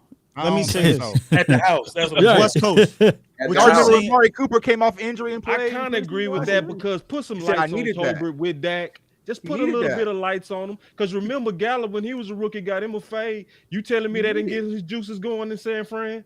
When he took them balls deep? In theory, what West Coast is saying is correct. But I think the Cowboys have seen enough of Dak getting guys on short notice or not having much practice rep or years with them and performing. Here's what I mean. Here's what I mean. Amari Cooper was brought in here in the middle of the season and they clicked right away. There was no Randall Cobb came in. He ain't played no years with Dak Prescott. Clicked right away. James Washington. Now we don't know what James is going to do. But James Washington, CD Lamb. CD Lamb. But he didn't have a number of years with Dak Prescott. Clicked right away. So that's why I'm asking if they could treat those practices, those live reps against Denver and LA like preseason. Then I'm okay with him resting. I see what you're saying now. Yeah, that's the balance. Because Dak, we've seen Dak click. Yeah, Dak last name is instant chemistry. Yeah. But Dak needs to allow Dak to let it go this year because listen, I know we don't want to admit, but that Amari Cooper did a phenomenal job with his own feet getting open. But we don't really have a lot of people on this team that can really do that. So that means my quarterback is probably going to throw more interceptions this year. Just being real. But I want to jump in on that. Talking about that middle ground though. So Scott not saying want to run the ball so much he's sabotaging Dak. This is sabotaging Dak. No, what are you talking about? The last time we ran the ball, Dak won the league. Dak was the rookie of the year. The last time we ran the ball like we ran the ball, Dak won rookie of the year. You know what I'm saying? He not that though. He not that no more. Funny, man. He ain't that Dak no. He was just go ahead, Ron. Go ahead, Ron. Jump in, bro. Nah, I don't even want to switch the subject. I wanted to go back to the roster construction. I just need the Cowboys to stop letting circumstances dictate their aggression in building the roster. They don't need to wait until the swing tackle thing fails. If you got questions about it, go fill it. Stop being. You just let let circumstances dictate when they do stuff. Like they want Anthony Barr. They want Anthony Barr, but they want to watch our linebackers fail first and be like, well, let's call them. Like they got to stop waiting. Right. You know what I'm saying? Can I be a devil's advocate to your devil's advocacy though, big dog? I stole that. I do that. Yeah, I stole that. I stole it here. But at least I gave you credit, big dog. So I don't even know if that makes sense, but go ahead. I know, right? But it's sometimes waiting to see how things worked out. It worked, right? Because it was also a groundswell of people saying we need to go bring in a defensive end because Tank went down. When the answer was to throw Michael Parsons out there in that 3-4 defense, which they did, and he lit it up. And they never thought about getting anybody's, else. So I think it's a little bit of a mix. I think it's what you're saying, Rome, and just in my opinion, and a little bit of West Coast, where let's go see what these safeties look like, which was West Coast's example before we go get Malik Hooker. You know what I mean? To where we're so close to training camp, and sometimes let's see what these young guys can do. Just in my opinion, but you right, the time is against us, and I do feel the urgency. It's circumstantial though, because what you're saying. Yeah, still circumstantial. Yeah, it's still circumstantial. The word was sometimes it works a week, and sometimes it doesn't. But see, once you spend that money gone. You know what I mean? So that money is well spent on a wipe the card, man. Wipe the card, man. It ain't your money. Cowboys fans be acting like it's our money, bro. Like, but no, it ain't. That's to a degree we got to. Brother, Rams were negative in their bank account and won a Super Bowl. Their fans don't give a damn. So now you fight the Rams. The Rams you fight your own point now. They have no. Right. He fight his own point because you was making the point that we so close to training camp that we need to let these guys play it out to kind of see when we need to invest. No, I'm not saying that's my point. I'm saying no. I'm saying that's what they're gonna do. That's what I'm saying. That's what they're gonna do. Okay, you saying that's what they're going to do. That's not saying you. Yeah, Jerrynomics says that's what they're gonna do. All right, cool. Dude, I'm with Scott. That boy say spend the money, it ain't your money. I see Boss over there powering up, but now I want to switch over to the defensive side of the ball, right? Because a lot of people that could be a whole goddamn show. I'm like, put this up in 2 shows. We 2 hours in. I'm gonna do it real quick because I gotta. Oh no, you can't do that. Hold, screw that. I'm a defensive guy, man. You can't do that shit quick. No way. Right. The defense gonna have a whole conversation. Hey, we still didn't answer this question about the offensive line. The key question is this: the goal is to always get the 5 best guys on the field at one given time. Who are the 5 best guys? Oh, start You talking about offensive line? Tyler, I'm agreeing with whatever you say, Tyler. Whatever you say, I agree. Whatever you say. Tyler, Zach, Steele, right? That's it. Okay, agree. Let's go. You need to put that on the shirt. That's a shirt for real. Yeah. TTT. Yeah, it's crazy. Yeah, we know that's it. Yeah. So y'all want to go to the defense? Yo, I just noticed that. I just looked over Tyler, Terrence. We are at 2 hours and we ain't said nothing about defense yet, boy. That's what I'm saying. That might be a whole nother. But go ahead. We got to go grab the Hennessy, man. Let me go get my pizza. Hey, man, if y'all grab the Hennessy, I'm about to grab my blue. If y'all let me go get my pizza, bro.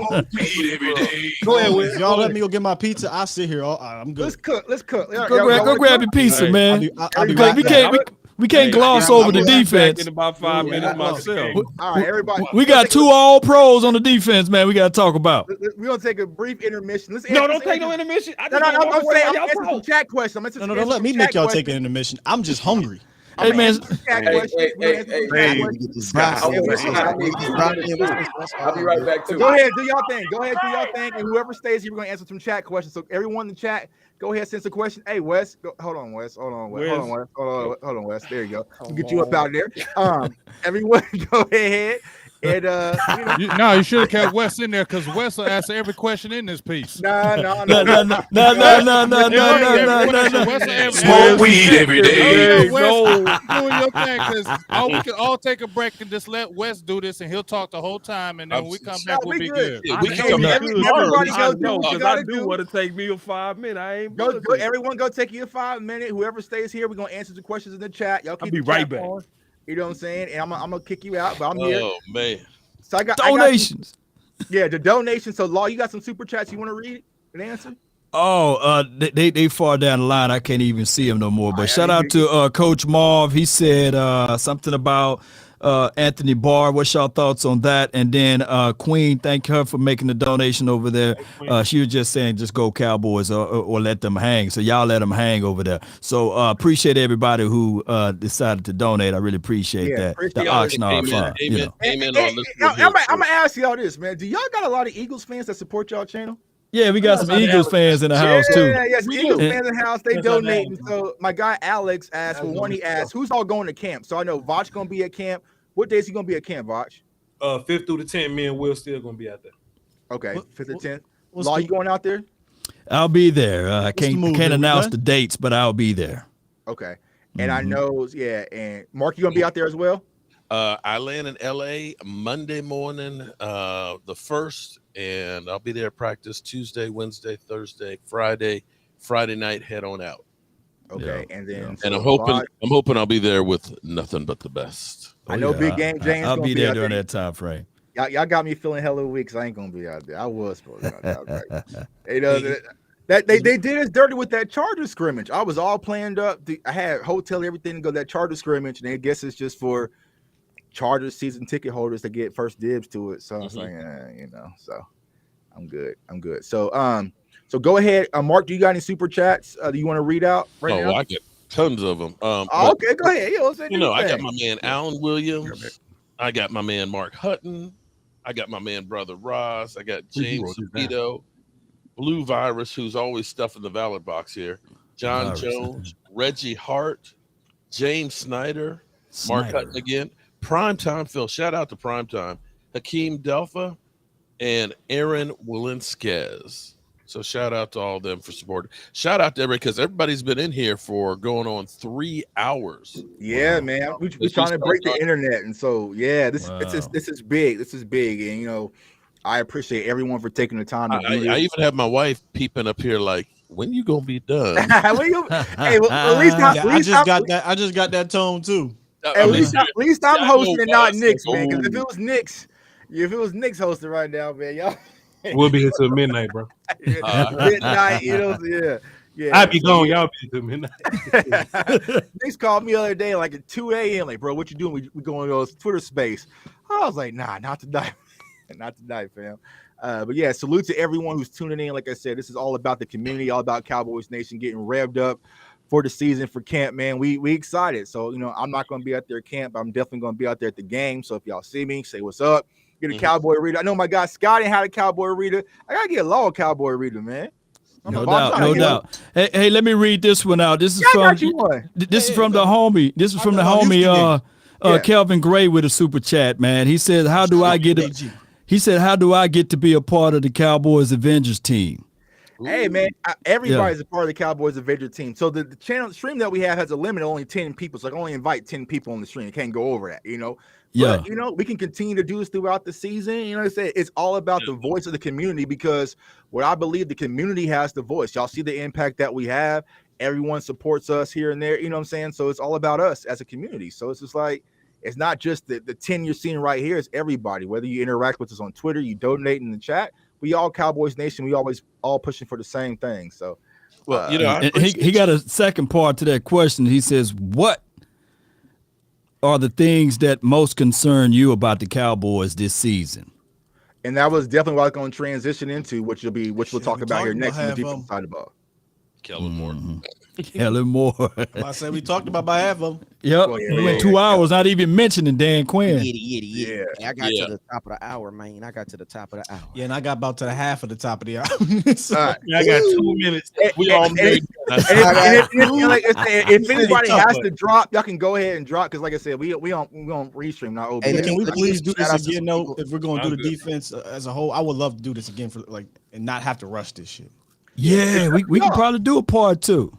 Hey, y'all want to do a part 2? Real quick. Let me get a shout out. Hey, shout out to Rose. Shout out to Rose. Shout out to Ronnie Price. Appreciate you. Shout out to the Bishop. Appreciate you for doing your thing. Cole Dyer, Donald Holes. You already know what it is. Chris Hagan. Appreciate you for tapping in. My boy Neil, crazy ass Neil. Appreciate you, my boy, celebrating 6 months of sobriety. Salute. My boy Ty. Appreciate you, my boy Jay. Appreciate you, my boy. Loyal Cowboy. Appreciate you, my boy. 805 Vaughn. Appreciate you, my boy. And Bonnie, appreciate you, and Miss Denise, I love you. Appreciate y'all.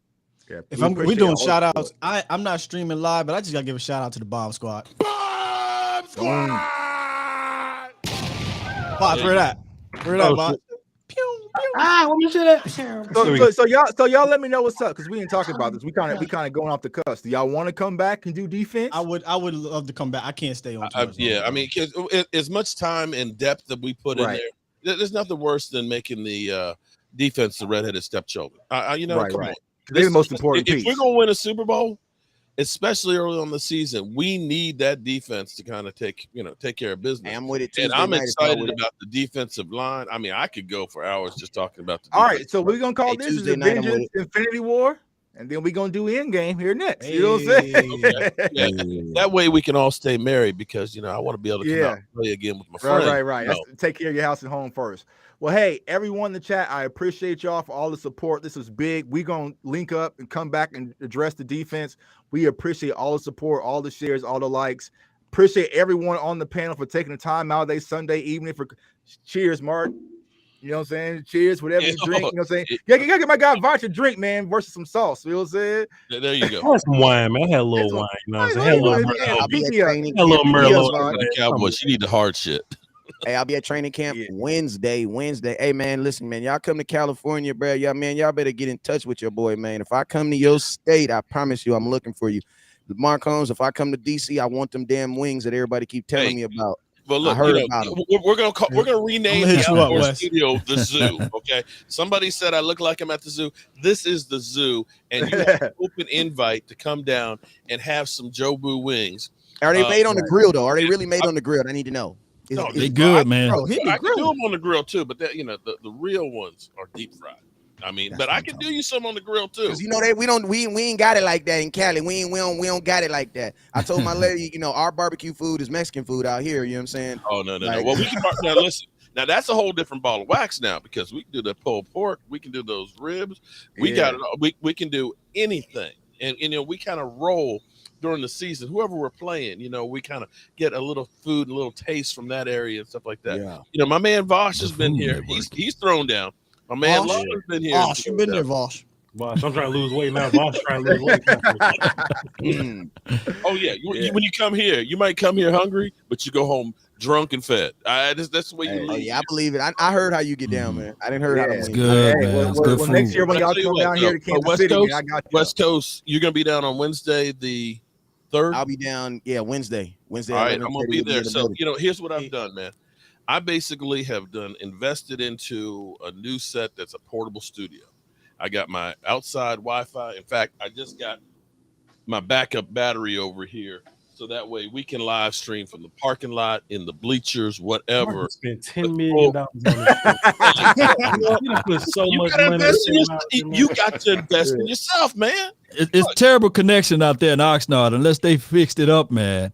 Yeah, I tell you what, Law. With this Wi-Fi set, I had 4G with 2 bars out in the middle of a field, and I was live streaming perfectly. We'll see. Jerry scrambled the signals out there. Last year he didn't want us posting. They had drones out there looking for us last year. Yeah. What's going on in here, man? Y'all talking about hey, the chat calling us old, man. The chat's calling us old, man. Because they saying that we gotta tap out. We can go up forever. For everybody that's going, I'm gonna let you know, man. From what I'm hearing, just from a camera tactical expert, I heard that they gonna be looking for the cameras in the live streams. You know what I'm saying? That's what my people. You know what I'm saying? Yeah, so they want to shut it down, man. I mean, this is the thing, man. Like. That's why I started this thing off by saying it's us versus them. You know what I'm saying? The Cowboys weren't even into YouTube until 2 years ago. You know what I'm saying? Until 2 years ago. So it's like, man, they're going to come to a point where they value their content. And I know a couple of us have already gotten contact about it. If you've been contacted by the Dallas Cowboys, raise your hand. You know what I'm saying? Raise your hand if you've been contacted by the team. Okay, there you go. That's all I'm saying. That's all I'm saying. This year we got to be a little bit more tactical. That's all. Let me echo you a little bit, West Coast. I want to just say it's us and them. And them. And the reason why I say us and them, and not boo-booing on your point, because some of those people actually rock with us. You know what I mean? Right. And I see the bridge closing. They not them though. They not them though. Yeah, I'm not talking about them. Those people are. I say them. I don't mean y'all. I mean them. Look, watch this though. Because watch this though. We on the internet. KG is a fantastic dude. Him and Reggie, shouts out to KG and them, but I mean 105.3 mess with us, so it's different. Shouts out to Jeff and Dave. Jeff and Dave love us. You know what I mean? Right. .com right with us, so. Exactly. So when you saying them, you talking about people that hate the independence of what we do. That's what you. I'm saying people who feel threatened by what we do instead of saying like we're enhancing. There are people who feel like, because there's two types of people in the industry. They either feel like we enhance what the Cowboys are doing, or they feel like we're diminishing. We're taking their products. You know what I'm saying? We're where you know what I mean. There was a time where they felt like that. How the hell you don't know that we benefit them? You know, Oxnard is gonna be real nice, everybody. You know, I can't wait to get out there to have a great time. You know, man, if you don't know that we benefit them by now, what happened to us at training camp? No, you're right though. I remember both of y'all got bullied. No. But what my vision was. It's just to bring everyone together and break the barriers that I support all these brothers. Your damn act together. And it's about us and the community, you know what I'm saying? And what we bring to the Cowboys community. So it's what it's all about right now. So we're going to pause it right now. This is Infinity, you know what I'm saying? Infinity Stones right now, part 1. And then we're going to circle back for part 2 and really dive into the defense because people got things to do. Everyone's very busy. You know, hey, boss. Before I go, man, I'm ready for the overtime. It's my mama birthday, so I got to dip at 6. Yeah, people gotta go. People gotta go. We got things to do. People gotta report to camp. So we're gonna circle back around. But we appreciate everyone, all the support, Cowboys Nation. We're getting ready for camp tomorrow. And like I said, I appreciate before you end on this. I need flowers to be done publicly real quick. I was wanting to start with Mark because he was the first one talking when I was going to say this. And 10 of y'all don't talk to this day.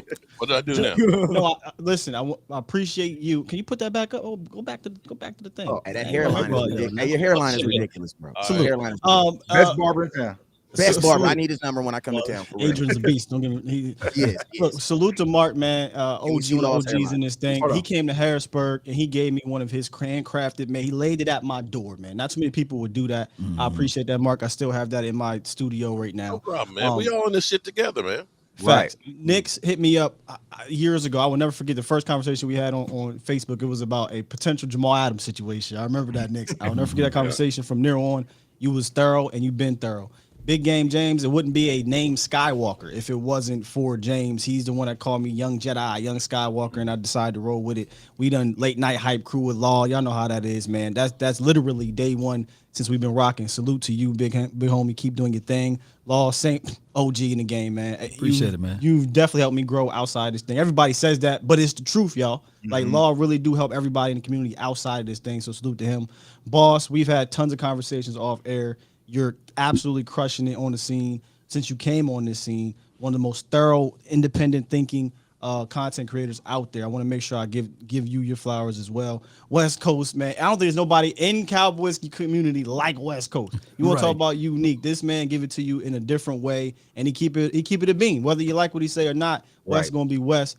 Come on, man. You put this all together, bro.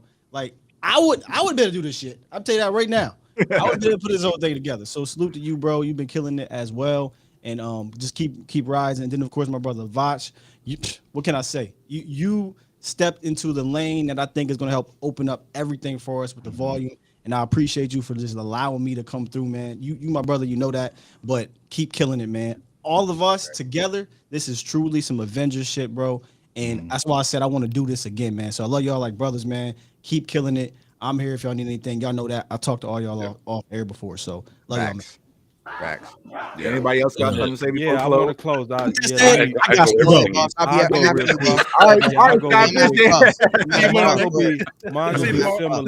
Mine gonna be similar to Scott and what he did because that's definitely something that's deserved.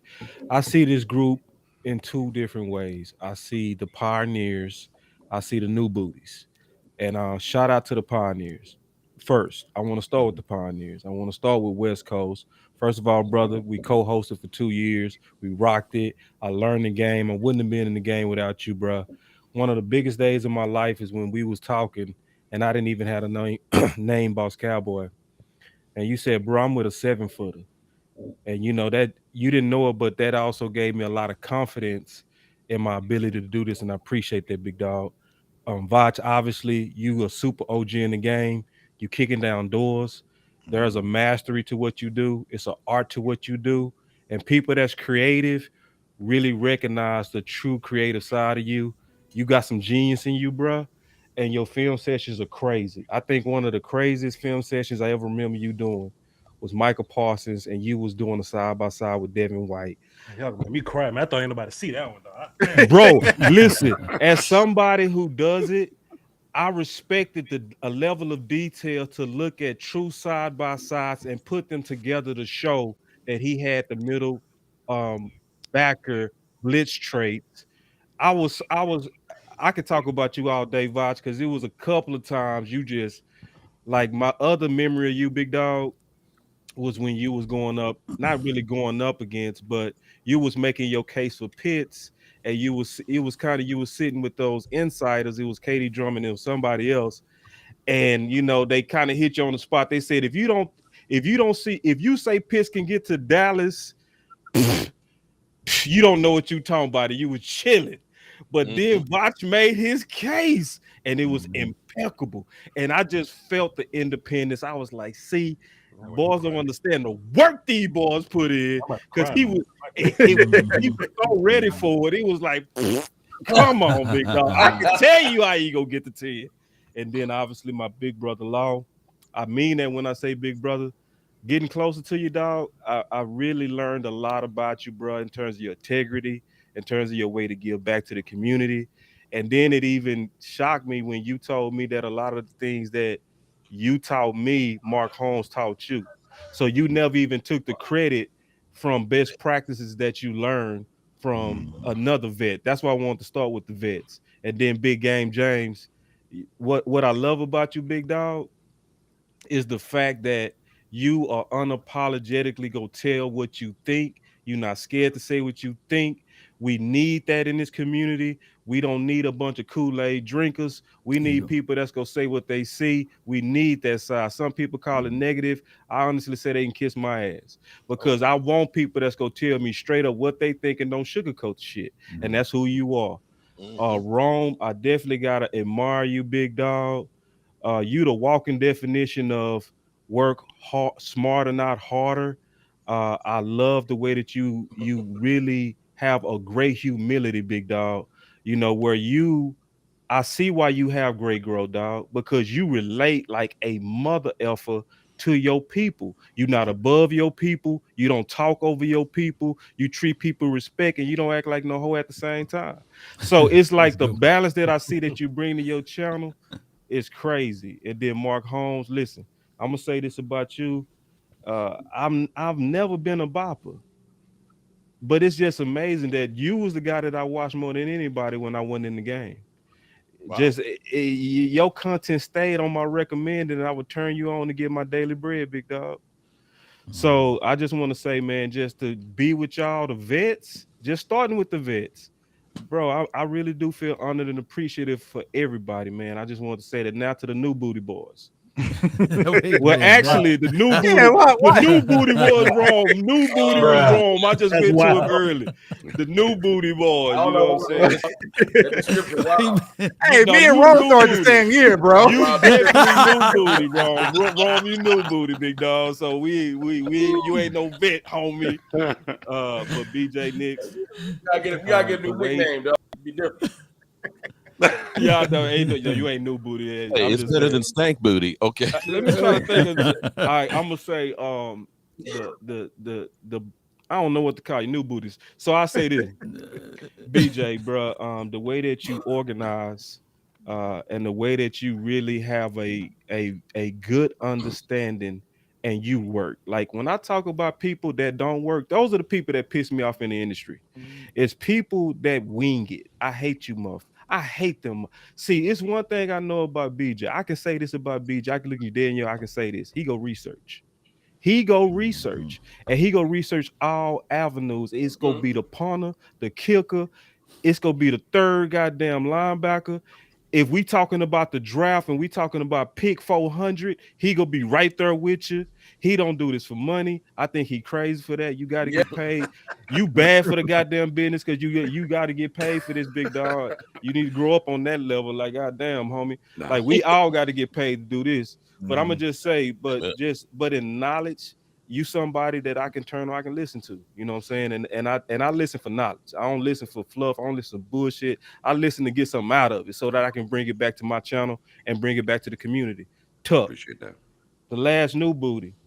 Bro, you special as hell. You gotta bro. call him something different. Yeah. Young Gun. Young Guns or something. Rookie or something. Okay. Rookie, Neo or something. Come on. All right, I'm gonna think of something. I'm gonna call him Young Apprentice. Jedi. The Okay, apprentices, the man. young Jedis. The young Call him Jedi. Tuck. Yeah. Call him J-Tuck. Yeah, J Tuck. Yeah, just call him by his name. Call So him J Tuck, J Tuck, bro. You special. And see, I ain't gotta prepare for this because this is what I feel about all y'all. You special, dog, because who the hell could pull this off? I've been watching YouTube for 10 years. I ain't never seen nobody develop the relationships with all us political assholes because we are, bro. We can be cliquish, we can be standoffish, we can be competitive, and you able to navigate through all that to bring this together, big dog. That's quarterback shit. That's Dak shit. You know what I'm saying? And I just really appreciate it. And it's and I know this because it's who you are. It's stuff that I needed for my channel. And Tuck will be like, I got you. I said, man, how you get them 22? Ain't nobody tell me. Tuck did. You know what I'm saying? Tuck, goddamn, man, how you get this? Here it is. Like he lives to the heart. What's the word? Shit. Not new booty. No. Collabing. You collab king.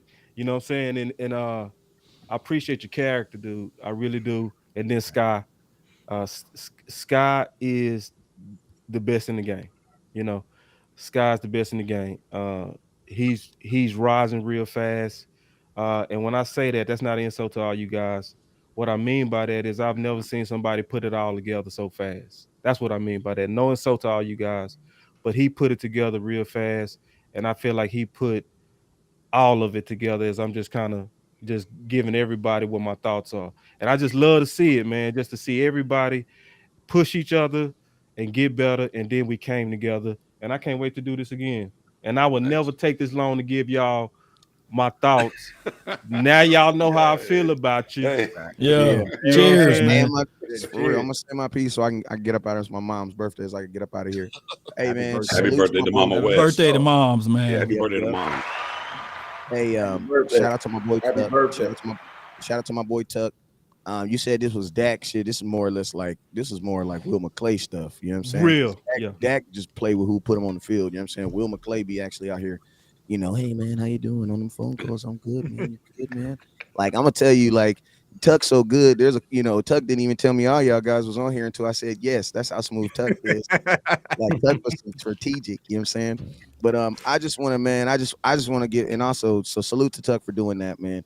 Salute for my boy Boss Cowboy. I want to say salute to both of y'all together because you guys know that I am a professional loner. Like I value doing as much content on my channel by myself. That's just what it is. Like, but I love Boss Cowboy enough to tell me that, brother, you have stomped your growth on certain platforms because you refuse to do content with people, right? Yeah. So I appreciate that, man, for loving me enough to tell me to, stop tripping. And I appreciate you for that. You know what I'm saying? So salute on that. My boy Vach, man, I'm gonna be honest with you, Vach. You already know, and like there be times I disagree with Vach, and I be want to say I don't even like Vach, but on the low I be watching his content. So I want to be a real dude. So I gotta be like, I love Vach because I watch too much. You know what I'm saying? Vach him and Law Nation are cheat codes, and I literally have gotten to the point like I used to tell myself like, I'm a player comes out, I'm gonna do this, I'm gonna do that, but then I realized, man, like God didn't make a 007s. Like he's good at what he does, so use him for what he does, and then he'll do it backwards. So I literally start telling folks, look, man, I know we just signed some kicker from Samabala Duop State.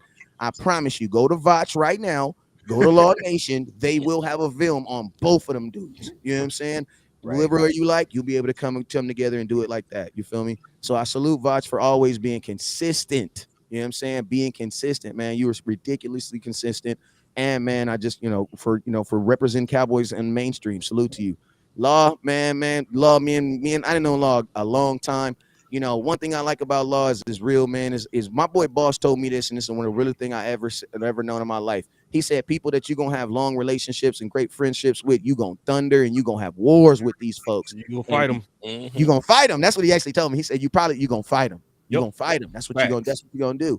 He was like, because brothers are born for adversity, and that's what the Bible says. You feel me? Not trying to get all biblical, but that's what it says. And I'm gonna tell you, Law, bruh, a lot of people, I gotta stop saying this, but I was about to stop this cowboy content crap. You know what I'm saying? After that 49er game, my feelings was hurt, bro. Like my feelings was hurt. But I'm gonna be honest with you, Law. Your consistency motivated me to just do content, bro. For real. Like every day I got an alert. I'm like, then it got to the point where I log on my computer, right? And it'll tell me when you last dropped. And I'm like, bro, I dropped one video, Law's at 3 already, bro. Come on, man. So it's like you know, God really used you as conviction. He really used you as conviction, man. So I appreciate you, bro. Your work ethic, man. I appreciate your work ethic, man. It's awesome. You, man. BJ Nix, man, bro. BJ, you know I'm a man. I believe in. I don't want to say it, but you know I got a sponsor from a cannabis company out here, so I do a lot of that. You know what I'm saying? And he knows that I like to do a lot of smoking after 12, from like 12 to 2 o'clock, 3 o'clock in the morning. So he actually purposely has his spaces that long just for West Coast. And it's sometimes, and like literally, and I appreciate you, bro. I appreciate you for that, man. I appreciate you for, you know, just giving me another avenue where I can just vent like a mug, because it'd be a lot of venting in them Twitter spaces. And and I appreciate you for that, man. Big Game James, man. I'm gonna be honest with you, man. If there's anybody in this game that I would say that's my twin, that's Big James, man. That's my boy, Big James, man. And I just appreciate you, brother. One thing I like about James, man, is like when I was first, I'm a type of dude where it's like I do better off of competition, off of people driving me and pushing me in directions. And man, you know, Big Games and G, I gotta shout out G too, man. You guys were really the ones that really told, you know, stepped it up and was like, man, yeah, you may have good content, but you need to also have good visual content and, you know, be aesthetically. So, you know, you guys, you know, I want to give you guys your love. You and G really, and y'all really started that whole, you know, graphics and all that other stuff, bro. Like, so, you know, that's not on, that's, you know, that's, you know, a long way from now, but I want to give y'all your love on that, man, because y'all was really the first person that I ever seen that was independent, that had a show that looked like ESPN, and I was like, that's dope. You know what I'm saying? So salute both of you guys. I know G's not here, but salute to you on that. Sky Steel, man, I know he's not here, but man, that's the young Skywalker. You know, one thing I like about Steel is man, Steel gonna be that, you know how you go, you go to the police station, you got to go do something, you see that one brother in the back, and you be like, wait, how you become a cop? You know what I'm saying? Like, I know you, he be like, hey, don't tell nobody, but if you get pulled over, I got you, bro. You know what I'm saying? That's Steel. Steel is the one. They tried to weed us all out, but they let one through. You know what I'm saying? And Steel is gonna be the one to bust it through. So salute to him. My boy, not my boy, but OG Mark Holmes, man. Salute to you, man. You already know, man. Like, you know, you can't. There's two people that I started watching getting into this. Is I don't even know if he does it anymore, but Shango. I don't know where he is in life, but shout out to Shango and Mark Holmes, man. Like, you know, Mark Holmes, you doing your thing, man. And I've always watched your content. Always will watch your content. One thing I like about Mark Holmes is, man, you were the one that really allowed me to understand that, like, you're more, some people want to be personalities, some people want to be reporters, and like I liked your approach on how you were more like a personality. Like, you used to do the videos where you'd be drilling a hole, right? And in the middle of he'd be drilling. He'd be like, hey, how you doing? You think about Dak Prescott? And I love that, because that he encompassed, because like, think about this. 2-3 years later, now you're selling that same business back to the nation. So it's like it all intertwined. You know what I'm saying? And then Rome, man, I'm gonna tell you that I ain't gonna call you new booty or new or anything like that, man. I will say this, man. I will say this. I respect the hell out of your Twitter retweets. So anything you think that I say smart on Twitter, I would love if you swear it. Continue to share it, because I appreciate you. My boy is killing it on Twitter, man. I think Twitter is a totally different place that I have not figured out. J Tuck has already told me twice to delete stuff, and I did, out of respect. I deleted it both times. But I'm gonna be honest with you, Rome. I watch the way you tweet and the way you do specifically on Twitter, and I mimic a lot of it. I'm gonna be honest with you. And the other day when I was, a couple of months back when I was talking to Boss about Twitter, he actually threw you a bone too and said the exact same thing. Like, you know, these are the things that Rome be doing. So you're definitely a pioneer on that Twitter thing, man, because 149 characters is not enough for me. You know what I'm saying? Thank you. Hey, well, I'm about to head up off here, so I'm gonna just kind of get mine. Can everybody hear me? Yeah, we can hear you, James. I'm gonna be real quick. I'm not Yeah, going to man. all the individual. Can you hold on, bro? I'm gonna be in and out. Yeah, we can hear you, bro. Go ahead, James. My bad. I'm not gonna give everybody the individual thing. You know what I'm saying? All I'm gonna say is this. Why not? I'm not doing that. Because I'm not doing that. Drink the That's Kool-Aid. That's You why. know, James keep it real. Y'all ain't getting no flowers. I ain't doing all that. But I will say this. I love how Tuck really put this together. And all I'm gonna say, everything hasn't been great in this YouTube community. We haven't all got along. I know everybody has gave everybody their flowers, but everybody hasn't been gotten along in this community. We've had our back and forth, and I understand that has been real in this community. But I will definitely say this, that we haven't held no grudges. Facts. We haven't held the grudges and said, well, oh, he's on here, I ain't doing the show, or oh, he's doing this, I ain't doing this. I can appreciate how we all still have one mind on still coming to bring this content to the people. And we still, like West Coast said, we grown men. We ain't going to sit there and let little tiny things extinguish what the bigger picture is. So that's what I really appreciate. I appreciate everybody's grind. There's a lot of people that I looked up to that started this, that I looked up to after, and I still look up to. So it's just really good to see everybody here, listen to everybody's opinion, and really just see everybody's channel just growing. I really love seeing everybody's channel grow, stepping out. We've really done a lot to this community, man. We've done a lot to this YouTube community. We started a lot of things, fellas, and that's what I really feel good about.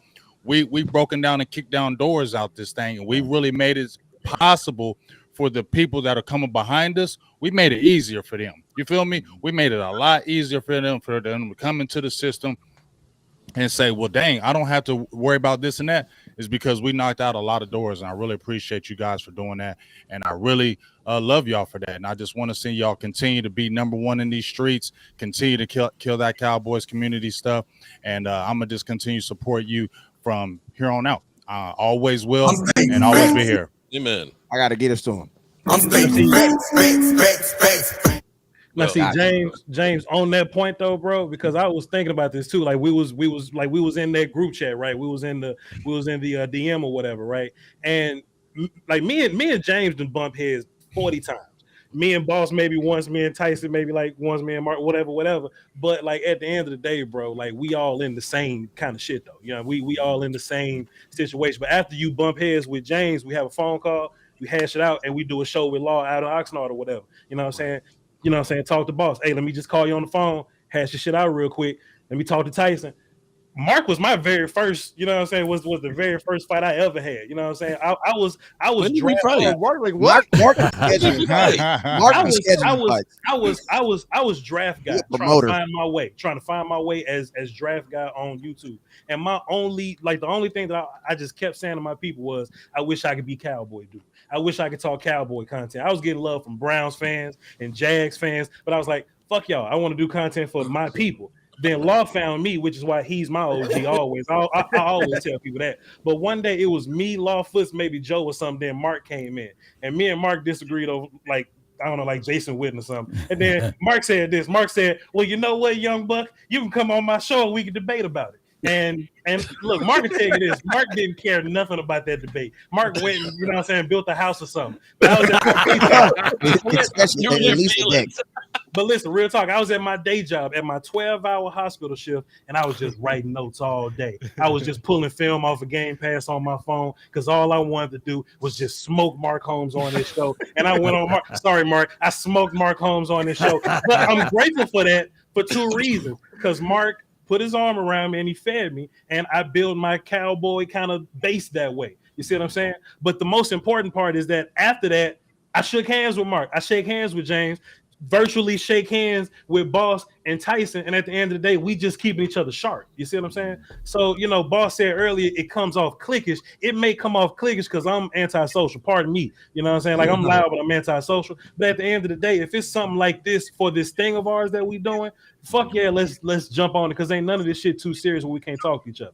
You know what I mean? So just like James said, I ain't finna, you know what I mean? But just a big general shouts out to everybody, whether it be keep grinding, whether it be let's keep working because we all in this shit for the same reason. I said on the social media the other day, we don't have to go mainstream because mainstream coming to us. You know what I'm saying? So we just gotta keep doing what we doing, keep our head down, keep grinding. We ain't gotta be different. I'm gonna keep cussing. Mario Kart still in my background, you know what I'm saying? And we pulling this shit off, you know what I'm saying? So, you know, regardless of what happened, let's just keep grinding, you know what I'm saying, as a unit. And you know what I mean, we just gonna keep stacking wins on wins, and you know what I'm saying, the greater good wins if we all win individually. And you know what I'm saying, it keats stacking into each other. You feel me? Yeah. Facts. We could have did defense. Hey, by the way, we could have did defense, y'all.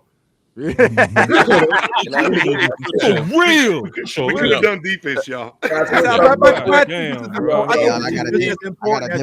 would have been 4 hours. I've got to get out of here because I'm trying to stay married. Okay, but let me just go ahead and just say just real quick piece. First of all, let me give a shout out to all of you guys because you guys, as Law Nation would say, are nothing but the best. And I've had the pleasure of meeting almost all of you guys. Almost all of you. Rome, I haven't gotten a chance to meet you yet. Nah, you're the only one I've met, Mark. Wait, I met you? Where did we meet? Mark, don't you remember meeting me? I met him at the Wrestling game. Okay, then it's Knicks game. At which game? The Redskin game? Oh, no. That's right. Shit.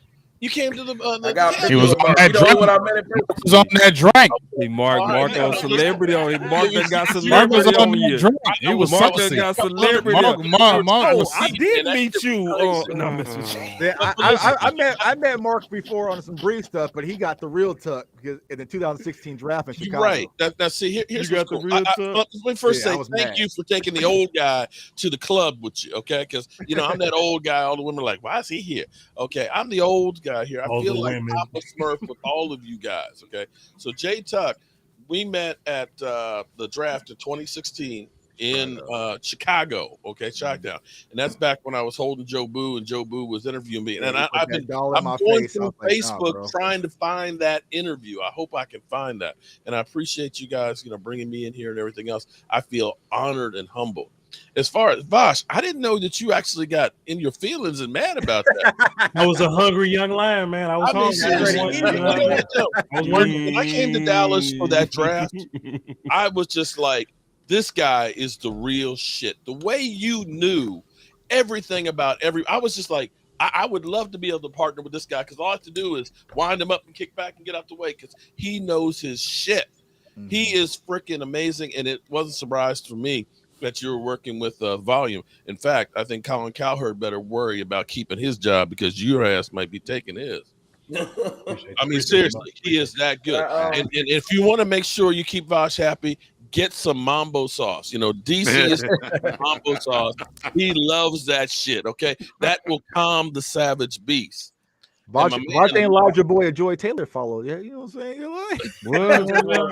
Joy Taylor Law has always been the best. And, you know, he's in fact, I appreciate Law was one of the last people I saw before everything got locked down because Law came through here. You know, we ended up doing a live stream from my house and stuff like that. You were really one of the last people that I got to see before shit got shut down.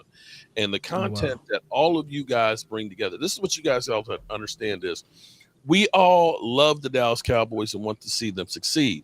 But when you're building a house, everybody has a little bit different ways of building something. And that's where people have a different point of view. Maybe it's a Dak, maybe it's a Romo, whatever. It doesn't matter because in the end, you get the real deal right here. Not that made up bullshit shit that you get from ESPN and Fox and all that is made to be clickbait. Half of the reason why we all fight is because of the bullshit lines that we get from out there, where they're constantly telling you everything that happens with the Dallas Cowboys is it's bullshit. It's not real. You know, you get Diggs having 11 interceptions. Now all of a sudden interceptions don't mean anything. Right. And that he's just asked, you know, receiver. I mean, excuse me, a cornerback. I understand. These guys are the real deal. And when they tell you something, you can believe it. my man Nix, I got to definitely work with you. You've got the voice. You've got that voice that's just like, boom, it's just out there. And my man Rome, you know, like I said, what's wrong with my voice? I remember now. You know, like I said, I'm old. I played teams. You know, my job was bust the wedge. So I've had a few concussions here, and my memory gets old. All right. So I appreciate everybody and salute. Salute. I just want to say one thing real quick. I ain't gonna take up too much of your time because I know y'all ready to go. I appreciate y'all. As boss was saying, I'm a real humble dude. You know what I'm saying? I only you know, I respond as what I get. So, you know, you come be crazy, I can respond in kind. Other than that, though, I'm just a humble dude, man. I appreciate all of the personal conversations I've had with a couple of gentlemen from Tuck to Law Boss, Nix. You know what I'm saying? I've actually met Mark. I haven't met Vach before, but I want to share a small little quick story. The reason why I started doing YouTube was a video that Vach did. I think I've told Tuck about this before. Way back in the day, Vach made this video called This Thing of Ours. I feel like it's like over 2 years old. And he was talking about everybody in the Cowboys community and why he respected everybody sounded different. And he said, they don't need another Vach. You know what I'm saying? They don't need another Mark. They don't need another Law. You know what I'm saying? We all do our own thing. And at the time I said, I don't really feel like nobody sound like me. So I'm going to start making videos. I ain't really expected to catch like it did. So I'm real humbled that it did. But, you know what I'm saying? When you stuck in the house during COVID and you hear something like that, you know what I'm saying? You just turn the camera on and just kind of let it flow. And I appreciate the way I've come. You know what I'm saying? Stuff like that. But yeah, man, this you might need to do a new video on This Thing of Ours because a lot has changed since you made that video. Some of the people you referenced back then, it's a lot of new faces. But that message that you put out there about everybody doing their thing to the best of their ability is better for the whole cause of the Cowboys rather than it being 10 Vaches. You know what I'm saying? You got to kind of do you. So that's why I try and pride myself in just doing me and taking from y'all as far as respectfully learning things from y'all because y'all teach me stuff every day. Trust me. That's why I'm in y'all comments. But appreciate it. Yeah, man. Just hone what you're doing. Just hone what you're doing. So I appreciate y'all guys. Respect. Amen. No doubt, man. Hey, man, I didn't like this stream at all, man. I absolutely didn't like it, man. I loved it. You know, I was just seeing where we all got our independent voices, our independent thoughts, and being able to shake it together and put it out there to the Mecca for everyone to hear this, man, is a beautiful thing. And then just seeing what my guy Vach been doing, man. We from the same hometown of 24 to 25,000 population, and look what it's bringing out to the nation. I believe that we got more followers than anybody that we can actually look at in our hometown. And for us to just be viewed that way is remarkable, man, from a small town. And then for us to do the things that's unbelievable with this community is beyond me. And shout out to Shango, man, for giving me the bridge to do this. And setting the roadmap. And trust me, guys, man, Shango is in a good place right now, man. And I speak to him every other month. He's in a good spot. So shout out to Mark Holmes for also giving the blueprint of just grinding and hustling, man. Y'all know I all work for the federal system, so we're not allowed to have certain things when I was working inside the building. I would sit back, literally watch Mark Holmes and Shango do their videos, and I sit there and say, man, one day when I get time, I'll do mine. But now I got nothing but time, and it's all from the blueprint of my guy, Mark Holmes, man. So I really appreciate you, man, and as well as with my guy, Boss Cowboy Sports and the OC, those guys, man, grinding, always hit me up saying, hey, Law, what about this? What about that? And being a listening ear, opening ear to all of this, man, and allow me to give feedback to them and watching them grow is remarkable. Let me not leave out Skywalker and Big Game James. Those two boys, the late night hype. Don't y'all know, man, that opened up so many alleyways to other people to start their platform, to do their thing. And Sky, man, just unbelievable with graphics, unbelievable with the foresight and the insight to give me access to if you guys look at my thumbnails, that was all through the training from Sky. He said you got to go to this site and pull this, and you got to put that together. So he elevated my thumbnail game. He elevated the microphone and everything that you guys see today. It was all through the hands of Sky. So shout out to him. He'll forever have a spot in my heart, just like Voch Lombardi, and as well as Big Game James, just being the guy that reached out to me, him and producer G, to have me on their shows and say, hey man, this dude right here, unbelievable voice. And remember, you're listening to nothing but the best to come out there to rap and spit my mind, even though I'm wrong sometimes. But man, for those who sit there and watch and listen to me, it's unbelievable, man. There's spots in Dallas that I don't have to pay for to eat, man. There's spots in Dallas, and I'm not bragging, by the way, that if there's a drink, I don't even have to reach in my pocket. They say, put that hand down, Law. Don't you know who you are, man? Come on, man. It's all VIP. You know? I'm for real. Man. So shout out to them. I'll be freeloading on that dude. Yes, indeed. And shout out to my guy, man. Two drinks, man. Look. And these are nice places. The Omni there's nothing to sneeze at. I can go there and eat for free. Hey, shout out to you, man. Eddie. You know who you are, man. But I'm with this guy. I'm with him. So shout out to the community, man. Shout out to 105.3 The Fan, Cowboys.com, all of those guys. They know who they are. They reached out to me. And as well as Jay Tuck, man, I appreciate you, bro. You know, for assembling this together, man. And especially we needed this before going out there to Oxnard. So This was a perfect time for this, man. I really appreciate you. Nick, man, you see you in the corner with the beer gang. I appreciate you too, man. Doing your thing over there with the space community and on Twitter and everything. Hit me up, bro. I love this, man. And as well as Mr. Rome. I mean, every year we have a rookie of the year, and this is you and Jay Tuck, man. You guys coming out. I believe I'll listen to my guy Voch one day, and he said, man, both of y'all names kind of sound the same. You don't know if it's Cowboys fan talk or Cowboys fan, all of y'all sound the same. But, man, both of you guys came out, man, with some good energy, and I can't leave out Foots the King. Yeah, you know, Okoye, man. Oh my goodness, man. Look, Okoye was the first rookie of the year. It's okay to talk about the people that's over here, though. Yeah, Okoye, man, that dog, man, that boy. You know he came out talking about Dak Prescott and my guy Dez Bryant pulling the ball out of the sky. Dez not done yet, man. Y'all check that video out. I think it's got 3 million views by now.